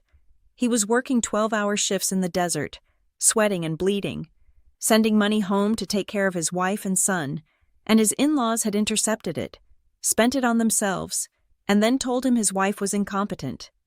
They made me think you were struggling, Caleb said, his voice trembling with rage. They made me think you couldn't handle the finances. I was sitting here worrying about you, thinking I needed to protect you from yourself, but I needed to protect you from them. They stole my reputation, I said. They stole your trust in me. No, Caleb said firmly. They didn't steal it. They just obscured it, and now I see it. He reached for something off camera. He pulled out a notebook. I am going to the JAG officer on base immediately, Caleb said. I am revoking any and all permissions your parents might claim to have. I am going to draft a sworn statement confirming that I support your location, your custody of Noah, and your control of our assets. I will have it notarized and emailed to your lawyer within the hour. Thank you, I said. Do not thank me, Caleb said. I left you there. I left you in the viper's nest. I should have seen it. Your mom, she was always so nice to me. I thought she was a saint. She is a very good actress, I said. Not good enough, Caleb said. Not anymore. He looked at me through the screen. His eyes were fierce. This was the soldier I had married. This was the man who protected things. Hazel, he said, do not let them near Noah. Do not let them near you. If they show up, you call the police. You tell Frank to burn them down. I said. We froze the accounts today. They are panicked. Good, Caleb said. I want them panicked. I want them to feel exactly as helpless as they made you feel. He checked his watch. I have to go. I have to get this paperwork filed before the legal office closes. But Hazel. Yes. I love you. You are the strongest person I know. You walked through snow with our son to save him. You are a hero. I choked back a sob. I just wanted milk. You got more than milk, Caleb said. You got our life back. I will call you as soon as the papers are signed. The screen went black. I sat there for a long time, staring at the reflection of my own face in the dark monitor. For months, the hardest part hadn't been the poverty. It hadn't been the hunger. It had been the loneliness. The feeling that my husband, my partner, was slipping away from me, pulled into the undertow of my family's lies. I had been terrified that I had lost him, that they had successfully rewritten me in his mind as a broken, crazy woman. But the truth, raw and documented, had cut through the noise. I closed the laptop. I stood up. I was not just fighting for money anymore. I was not just fighting for a car. My parents had tried to widow me while my husband was still alive. They had tried to orphan my son while his mother was holding him. I walked out of the guest room and back into the study.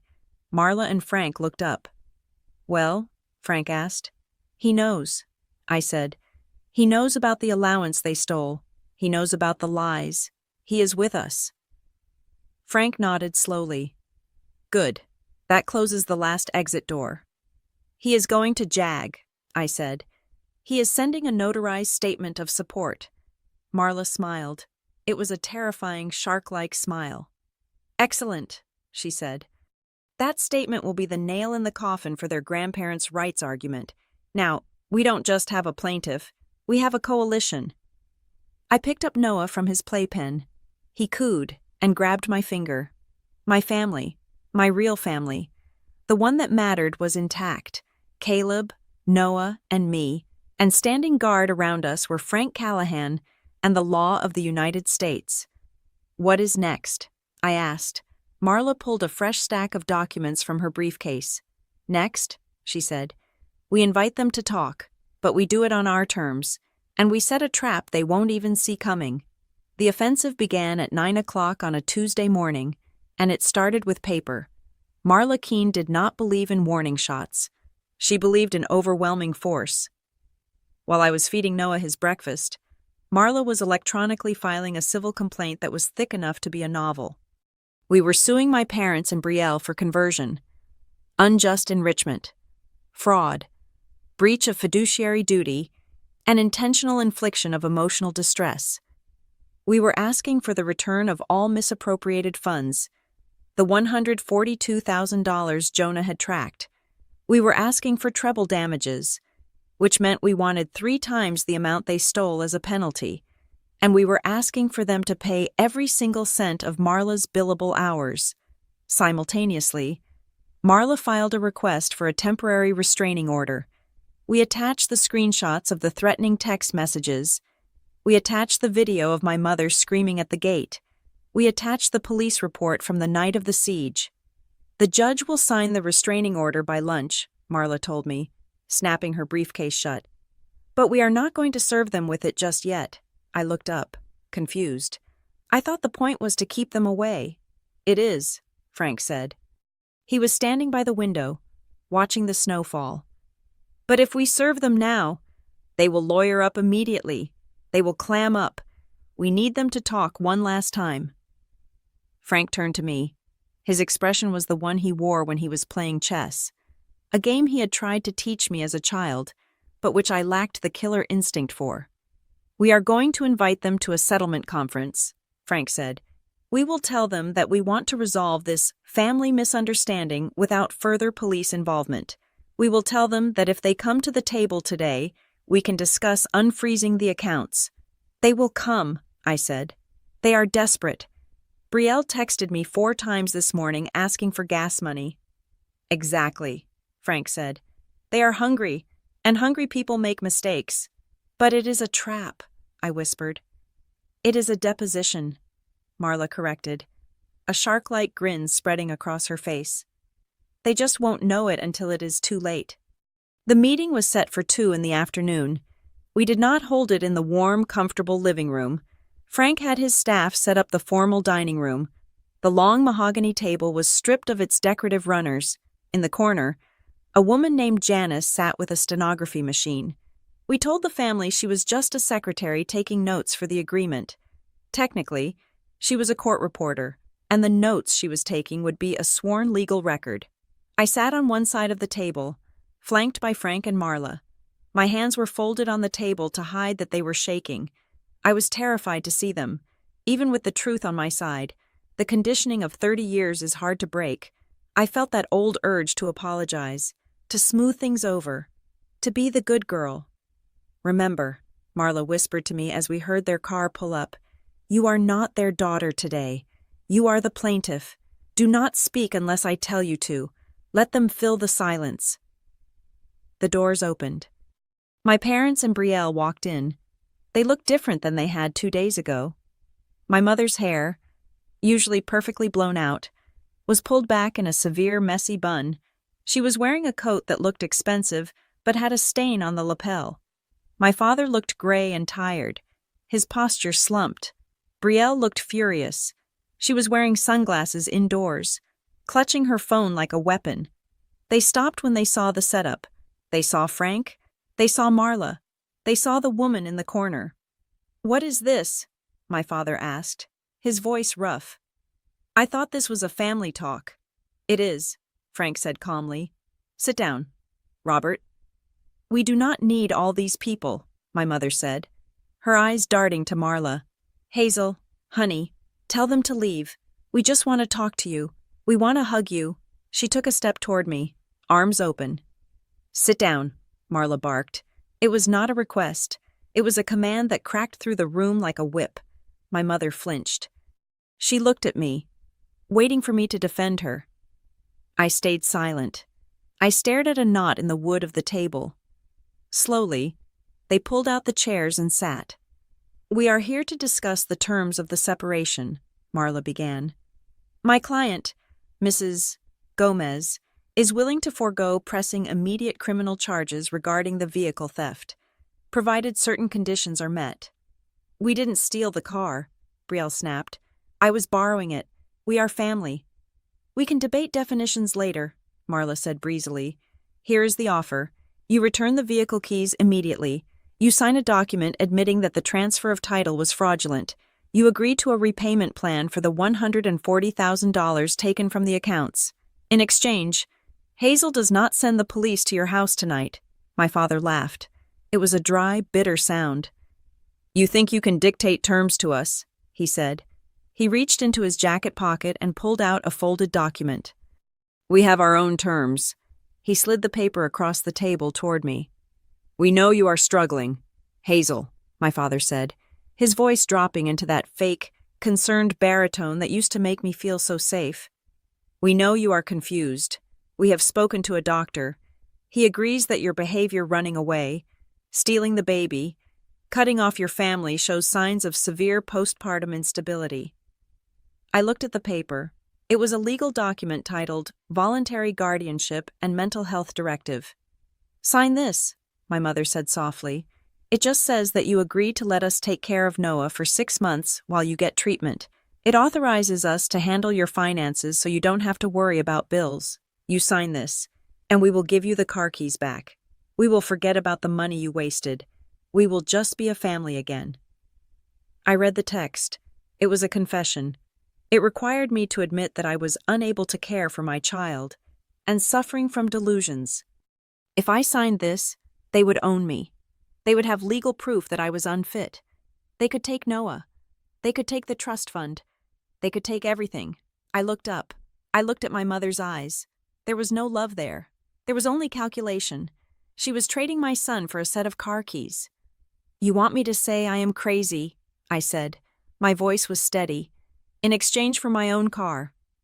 "We want you to get help," my mother said.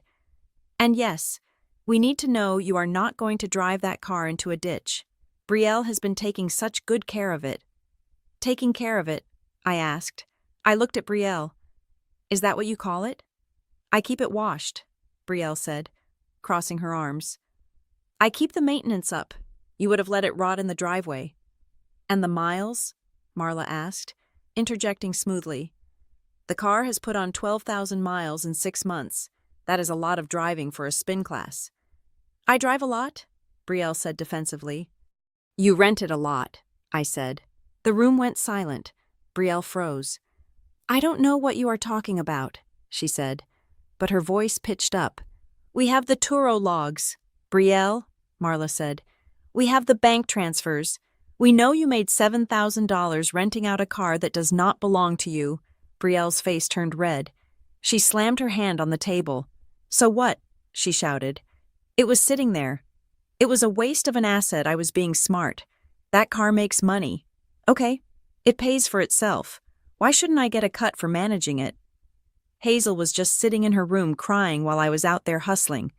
Click, I heard the soft tap of the stenographer's keys. Marla smiled. It was a tiny, terrifying smile. "So you admit," Marla said, "that you were using the vehicle for commercial purposes without the owner's consent. You admit you generated revenue from an asset that was not yours." "I admit I am smarter than her," Brielle yelled. "I admit I used it." "It is a family car." "Thank you," Marla said. "That is admission of unauthorized use and theft by conversion. We have that on record." My father realized what was happening. He saw the stenographer typing. He saw the red light on the digital recorder sitting in the center of the table. "Be quiet, Brielle," he hissed. He turned to me. The mask of the concerned father fell away completely. His face twisted into a snarl. "Listen to me, Hazel," he said. "You think you are clever with your lawyers. You are nothing. You are a broke, unemployed housewife. If you do not sign that paper, if you do not come home today, we are going to sue you for full custody of Noah." "On what grounds?" Frank asked, leaning back in his chair. "Neglect," my father shouted. "She dragged an infant through a snowstorm. She is homeless. She has no income. We have money. We have a home. No judge in this state will give a baby to a woman living out of a suitcase who thinks her family is robbing her. We will paint you as a paranoid lunatic. Hazel, we will bring in witnesses. We will drag this out until you are bankrupt and broken. You will never see your son again." My mother nodded, her eyes cold. "We will do it. Hazel, don't test us. We know what is best for Noah." I felt the blood drain from my face. It was my worst nightmare spoken aloud. But then I looked at Marla. She was not scared. She looked like she had just been handed a winning lottery ticket.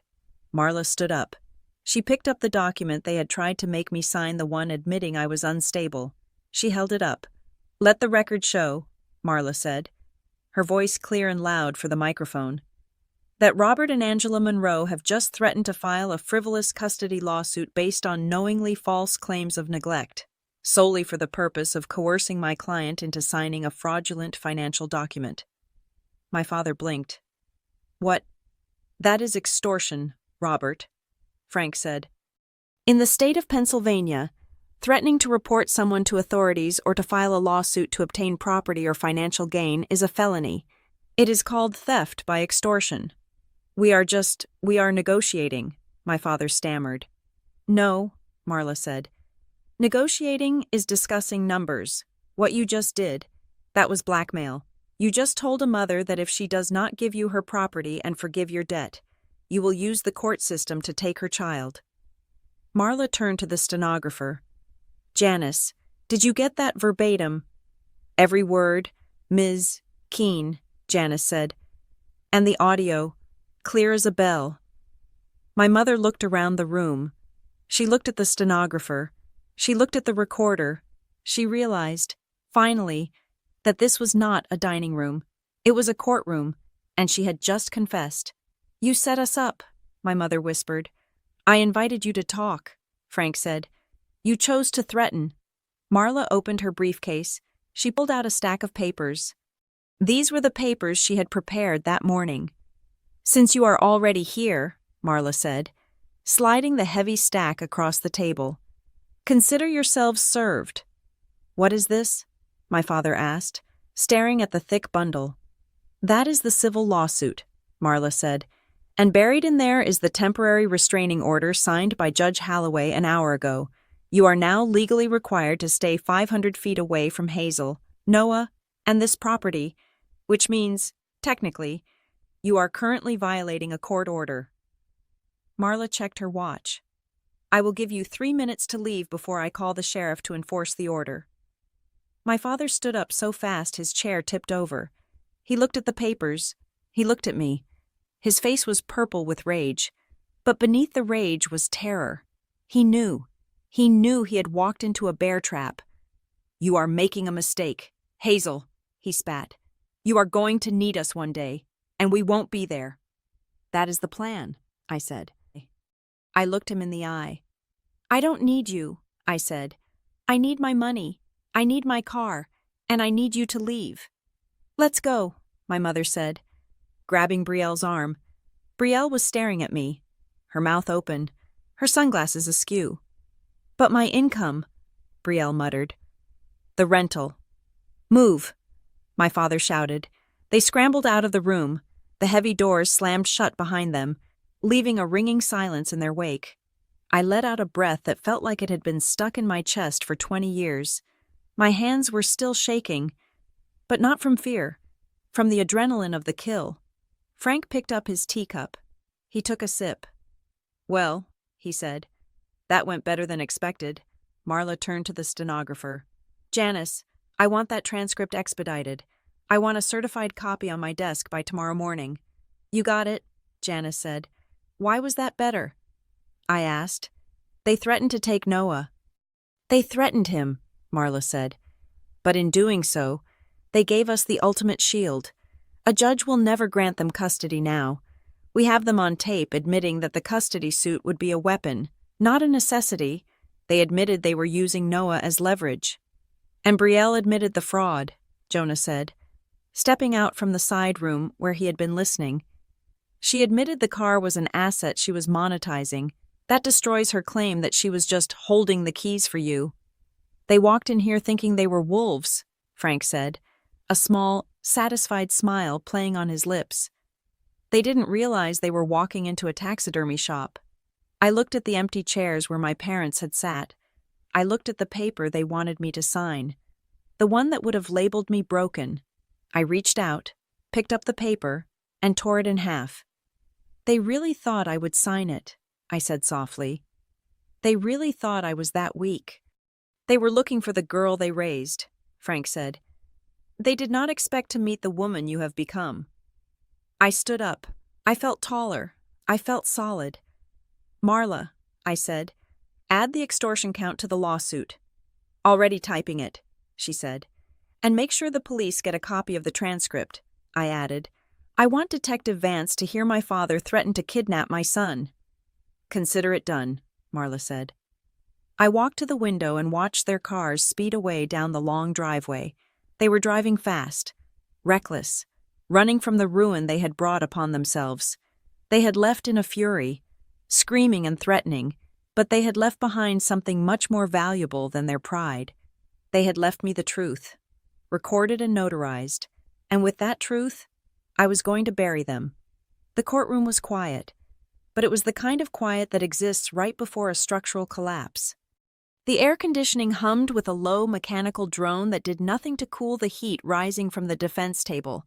I sat next to Marla Keene, on the other side of the aisle. My parents and Brielle sat with their attorney, a man named Mr. Sterling, who had a smile that looked like it had been bought from a catalog. They were dressed in muted colors, navy blue, charcoal, beige. My mother was wearing a pearl necklace I had never seen before. She looked the picture of the grieving. worried grandmother. My father looked stoic, the weary patriarch dealing with a rebellious child. They were still playing the role. They were banking on the idea that the law would see a family tragedy, not a crime ring. Judge Holloway, a woman with reading glasses perched on the end of her nose and a gaze that could cut glass, banged her gavel. "We are back on the record," she said. "Mr. Sterling, you may proceed with your opening statement." Sterling stood up. He buttoned his suit jacket with a flourish. He walked toward the jury box, though this was a bench trial. He still performed for the audience. "Your Honor," Sterling began, his voice dripping with honeyed sympathy, "this is not a case of fraud. This is a case of love. Misguided, perhaps, but love nonetheless. My clients, Robert and Angela Monroe, took their daughter in when she was vulnerable. Her husband was deployed. She was a new mother. She was struggling with severe postpartum emotions. She was forgetful. She was erratic." He turned to look at me. His eyes were not kind. "They managed her finances because she could not. They drove her car because she was too terrified to get behind the wheel. Everything they did, every transfer, every decision was to ensure that she and her baby had a roof over their heads. And how does she repay them? With lawsuits, with accusations, with a smear campaign orchestrated by her estranged grandfather." My mother dabbed her eyes with a tissue. "It was a perfect performance." Marla did not look up from her notepad. She simply wrote one word, "Showtime." "Call your first witness," Judge Holloway said, sounding bored by the theatrics. "I call the plaintiff, Hazel Gomez," Marla said. Standing up, I walked to the stand. I felt the eyes of my family burning into my back. I placed my hand on the Bible. I swore to tell the truth. Sterling wasted no time on cross-examination. He wanted to break me early. He wanted the crying, shaking girl from the snowstorm. "Mrs. Gomez," Sterling said, leaning on the podium, "is it true that in the months following your son's birth, you often forgot to pay bills?" "I never saw the bills," I said clearly. "But you were emotional, were you not?" Sterling pressed. "You cried frequently. You had trouble sleeping. You were, to use a common term, unstable." I looked at him. Then I looked at my parents. My father was nodding slightly, encouraging the narrative. "I was sleep-deprived," I said. I was a single parent in practice because my husband was serving his country. I was anxious, but I was not unstable." "Then why did your parents have to take your keys?" Sterling asked. "Why did they have to handle your debit card?" I leaned into the microphone. I did not raise my voice. I did not let a single tremor enter my tone. "They did not have to," I said. "They chose to. They told me I was sick, so they could cure me with my own money. They isolated me. They cut off my phone. They intercepted my mail. I wasn't unstable. Mr. Sterling, I was controlled." Sterling paused. He didn't like that answer. "Controlled?" he scoffed. "You are a grown woman. You could have walked out the door." "I did," I said. "I walked out into a snowstorm with a 5-pound baby because they had spent my money on a cruise and I couldn't afford milk." A ripple of murmuring went through the courtroom. Judge Holloway looked up from her notes. "Relevance," Sterling snapped. "It goes to motive," Marla said from her seat. I stepped down. I hadn't broken. I hadn't cried. I had simply stated the reality of the siege I had lived under.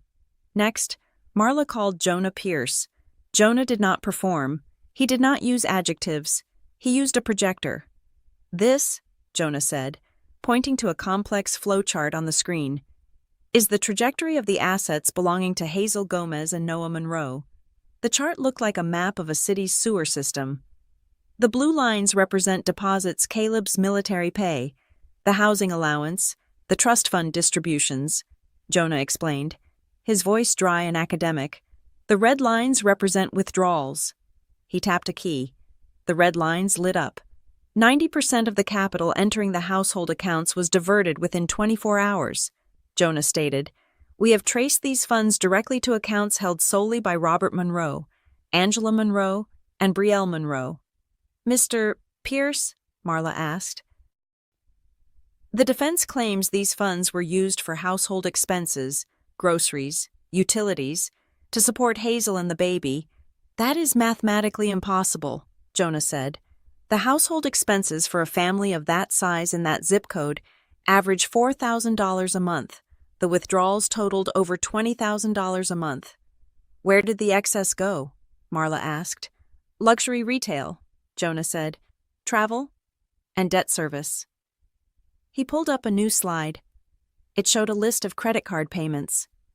These payments were made to cards opened in Mrs. Gomez's name, without her IP address ever logging into the accounts.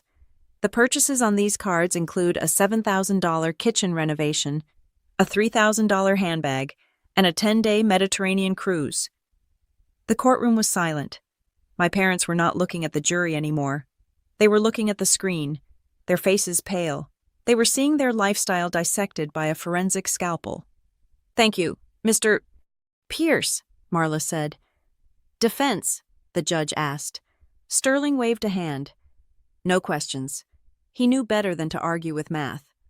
I call Frank Callahan, Marla said. My grandfather walked to the stand. He looked like a titan. He sat down and adjusted his suit jacket. Mr.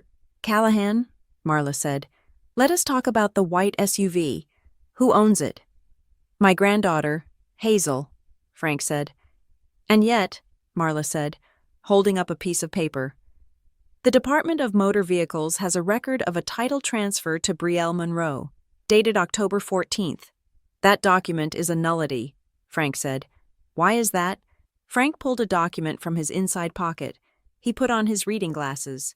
When I gifted the vehicle to Hazel, Frank said, his voice resonating against the wood paneling, I included a restrictive covenant in the bill of sale. It is a clause I use for all family gifts to protect the assets from unforeseen predatory behavior. He looked directly at my father. The clause states that the vehicle is held in a constructive trust with Hazel Gomez as the sole beneficiary. It cannot be sold, transferred, or encumbered without the express written consent of the grantor me. I never gave that consent. Therefore, the transfer to Brielle is not just void, it is evidence of theft. Sterling jumped up. Objection. This implies criminal intent. It proves criminal intent, Frank corrected him calmly. Overruled, Judge Holloway said. Sit down. Mr. Sterling, Marla smiled. One last witness, Your Honor. I call Brielle Monroe. Brielle stood up. She smoothed her skirt. She looked annoyed rather than scared. She walked to the stand, her chin high. She was convinced she could talk her way out of this. She had been talking her way out of trouble her whole life. Ms.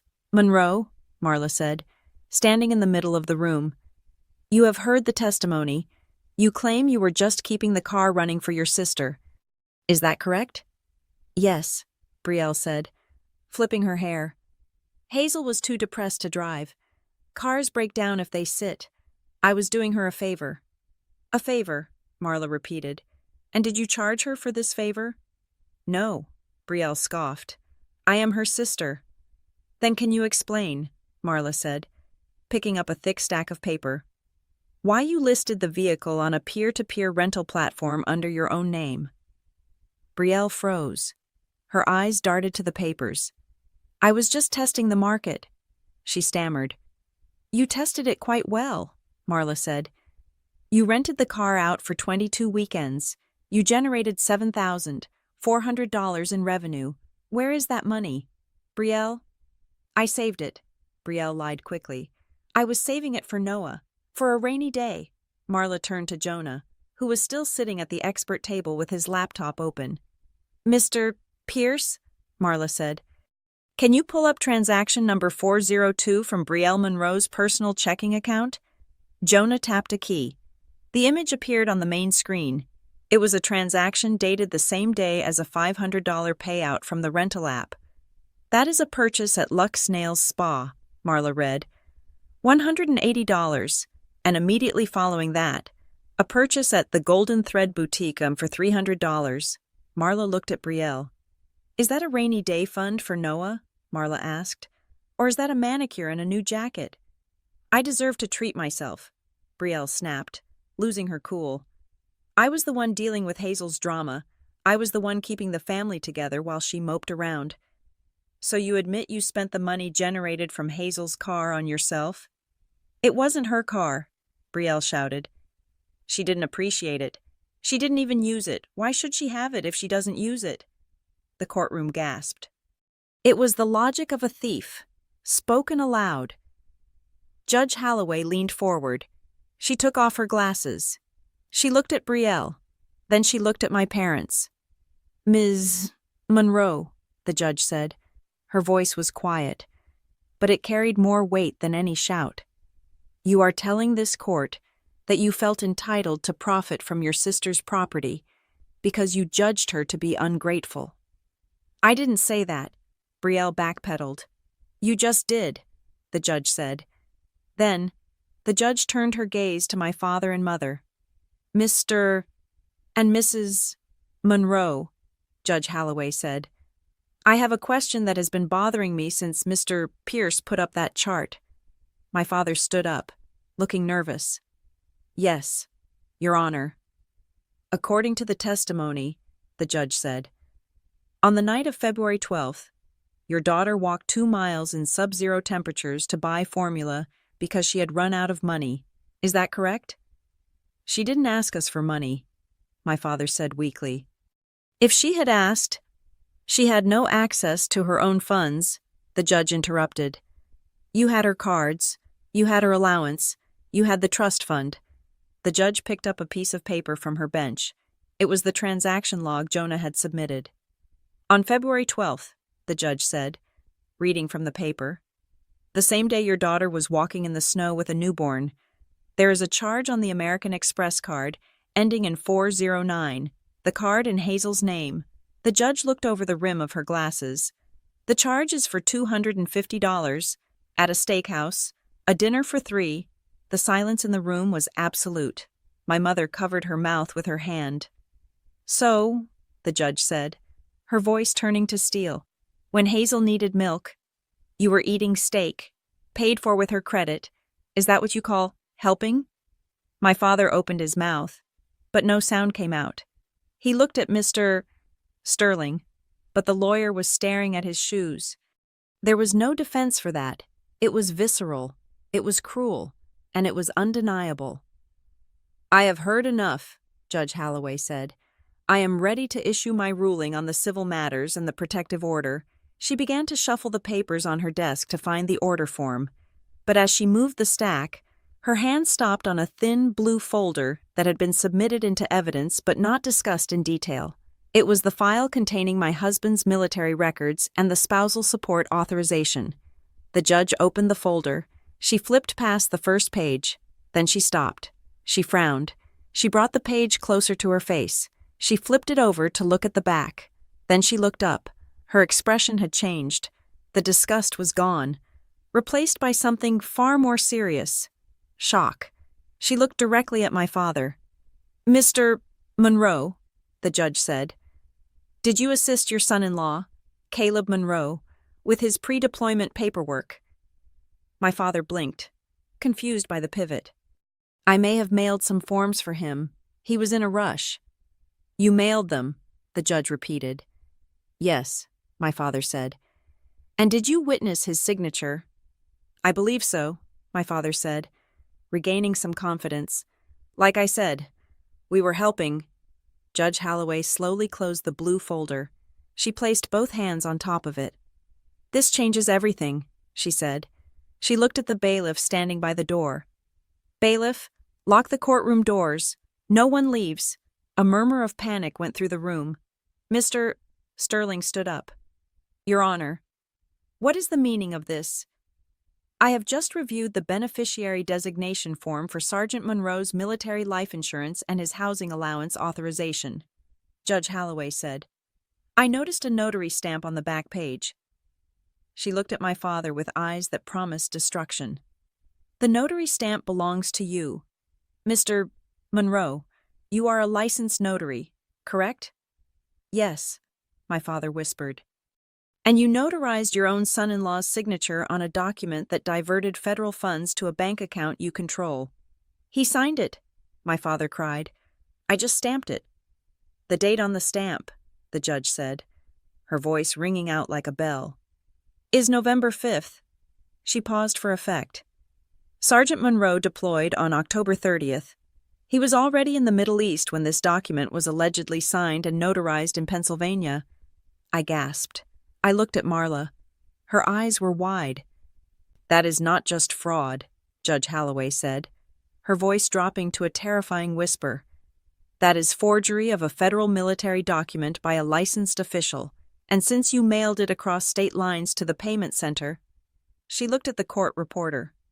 Stop typing. She looked at the bailiff. Deputies, take Robert Monroe into custody immediately. This is no longer a civil trial. This is a federal crime scene. The sound of handcuffs ratcheting shut is a very specific, mechanical noise. It is the sound of metal teeth biting into metal, and in that silent courtroom, it sounded like a guillotine blade dropping. My father did not struggle as the bailiffs pulled his arms behind his back. He looked stunned, his mouth opening and closing like a fish on a dock. He looked at Mr. Sterling, his lawyer, but Sterling had stepped away from the table, putting physical distance between himself and a client who had just been caught committing a federal crime on the record. My mother was not looking at my father.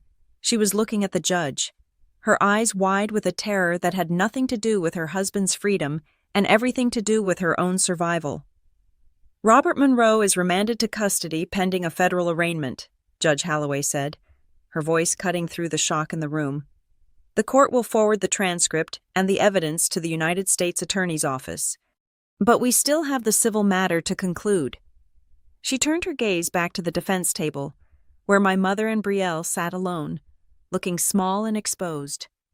Angela Monroe, Brielle Monroe, the judge said, I am issuing a final judgment in favor of the plaintiff, Hazel Gomez. The judge picked up her pen. The scratching sound it made on the paper was the only noise in the room. I am ordering the immediate return of the vehicle to Mrs. Gomez. The fraudulent title transfer is hereby vacated.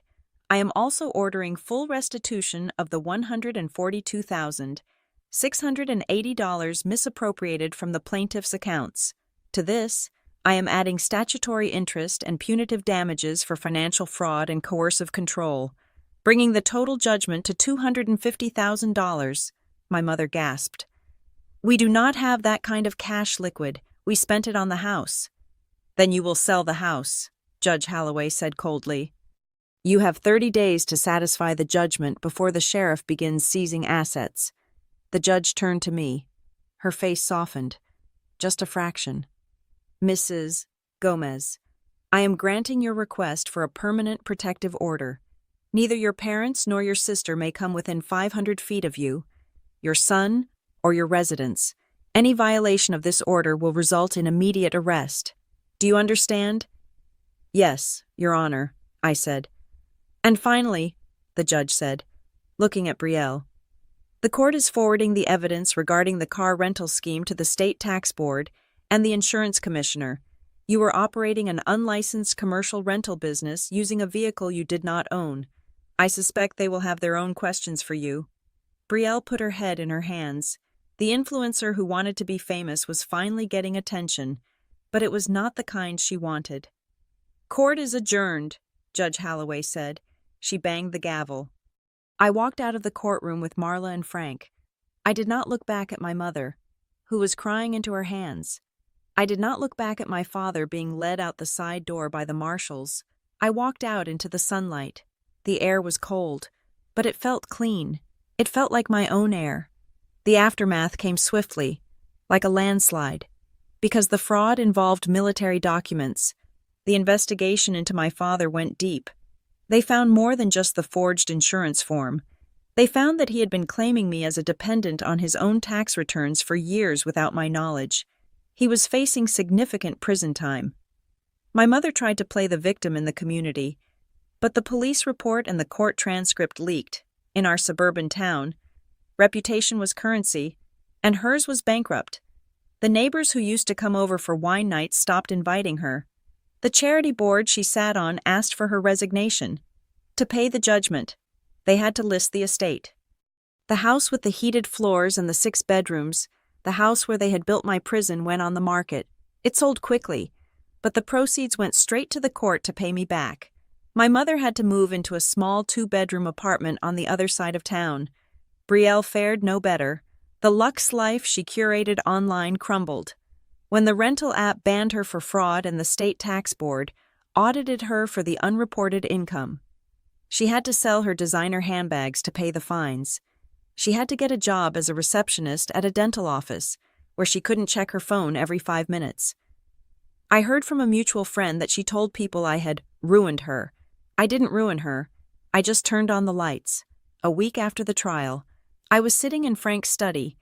The check from the court settlement lay on the desk. It was enough to restart my life. It was enough to buy a house. "You know," Frank said, pouring 2 cups of tea, "I have one more thing for you." He opened a drawer and pulled out a thick leather binder. "When I gave you that car," Frank said, "I knew your parents would try to control it. That is why I kept the lien on it. But I also knew that a car is a depreciating asset. It loses value every day."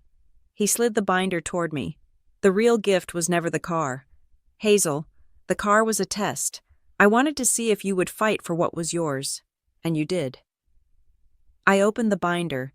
It was a trust document, but it was different from the small one they had raided. "This is a generation skipping trust," Frank explained. "I set it up the day Noah was born. It contains a portfolio of blue-chip stocks and bonds. It is completely shielded from anyone but you and, eventually, Noah. Your parents could not have touched this even if they had your signature. It is ironclad." I looked at the valuation. It was not $50,000. It was 10 times that. "Grandpa," I choked out, This is freedom," Frank said. "This is, nobody can ever tell you to walk in the snow again money. But you do not get full access to the principal for 10 years. The dividends will pay for Noah's education and your housing. The rest grows." He looked at me with pride. "You learned the hard way that family is not about blood. It is about loyalty. And you, my dear, have earned your stripes." 2 weeks later, the day finally came. I stood at the arrivals gate at the airport. My heart was pounding, but this time it was a good rhythm. I was holding Noah, who was wearing a little camouflage jacket. The doors opened, passengers streamed out, and then I saw him. Caleb looked tired. His uniform was dusty. He had a new scar on his chin. But when he saw me, his face lit up with a brightness that outshone the airport lights. "Hazel." He dropped his duffel bag and ran. I met him halfway. He wrapped his arms around us, burying his face in my neck, then in Noah's stomach. He smelled like sand and airplane fuel and home. "I missed you," he whispered. "I missed you so much." We stood there for a long time, ignoring the people flowing around us. When he finally pulled back, he looked at me. He looked at my eyes. He saw that the fear was gone. "Ready to go home?" he asked. "Which home?" I teased. "Our home," he said. "The one they can't touch." We walked out to the parking garage. The white SUV was parked there. It had been detailed. The scratches Brielle had put on it were buffed out. The car seat was in the back, properly installed. I reached into my pocket. I pulled out the keys. For months, these keys had been the symbol of my captivity. They were the thing I wasn't allowed to have. They were the carrot my parents dangled to make me dance. I looked at them. Then I looked at Caleb. "You drive," I said, holding them out. "I want to sit in the back with Noah." Caleb shook his head. He gently closed my fingers around the fob. "No," he said softly. "You drive. You earned this ride." I smiled. I walked to the driver's side. I opened the door. I sat in the seat that was finely adjusted to my height. Not Brielle's. I put my hands on the wheel. I started the engine. The dashboard lit up. The gas tank was full. I looked in the rearview mirror. I saw my husband. Safe. I saw my son. Sleeping peacefully. I thought about my parents in their empty apartment. I thought about Brielle answering phones. I thought about the snow on the side of the road. I put the car in gear. Revenge. I realized as I pulled out of the garage and into the sunlight, isn't about burning their house down. It isn't about screaming or fighting. Revenge is simply being happy without them. It is succeeding in spite of them. It is taking the bricks they threw at you and building a fortress they are not allowed to enter. I merged onto the highway, heading toward our new rental house, toward the future, toward peace. They tried to steer me off a cliff, but I was the one behind the wheel now. And they can't drive my life anymore. Thank you so much for listening to this story of justice and reclaiming one's life. I would love to know where you are tuning in from today. So please leave a comment down below with your city or country. It is always amazing to see how far these stories travel. If you enjoyed seeing Hazel take back her power, please make sure to subscribe to the Maya Revenge Stories channel. Hit that like button and smash the hype button to help this story get recommended to more people who might need to hear it. Stay strong, and I will see you in the next video.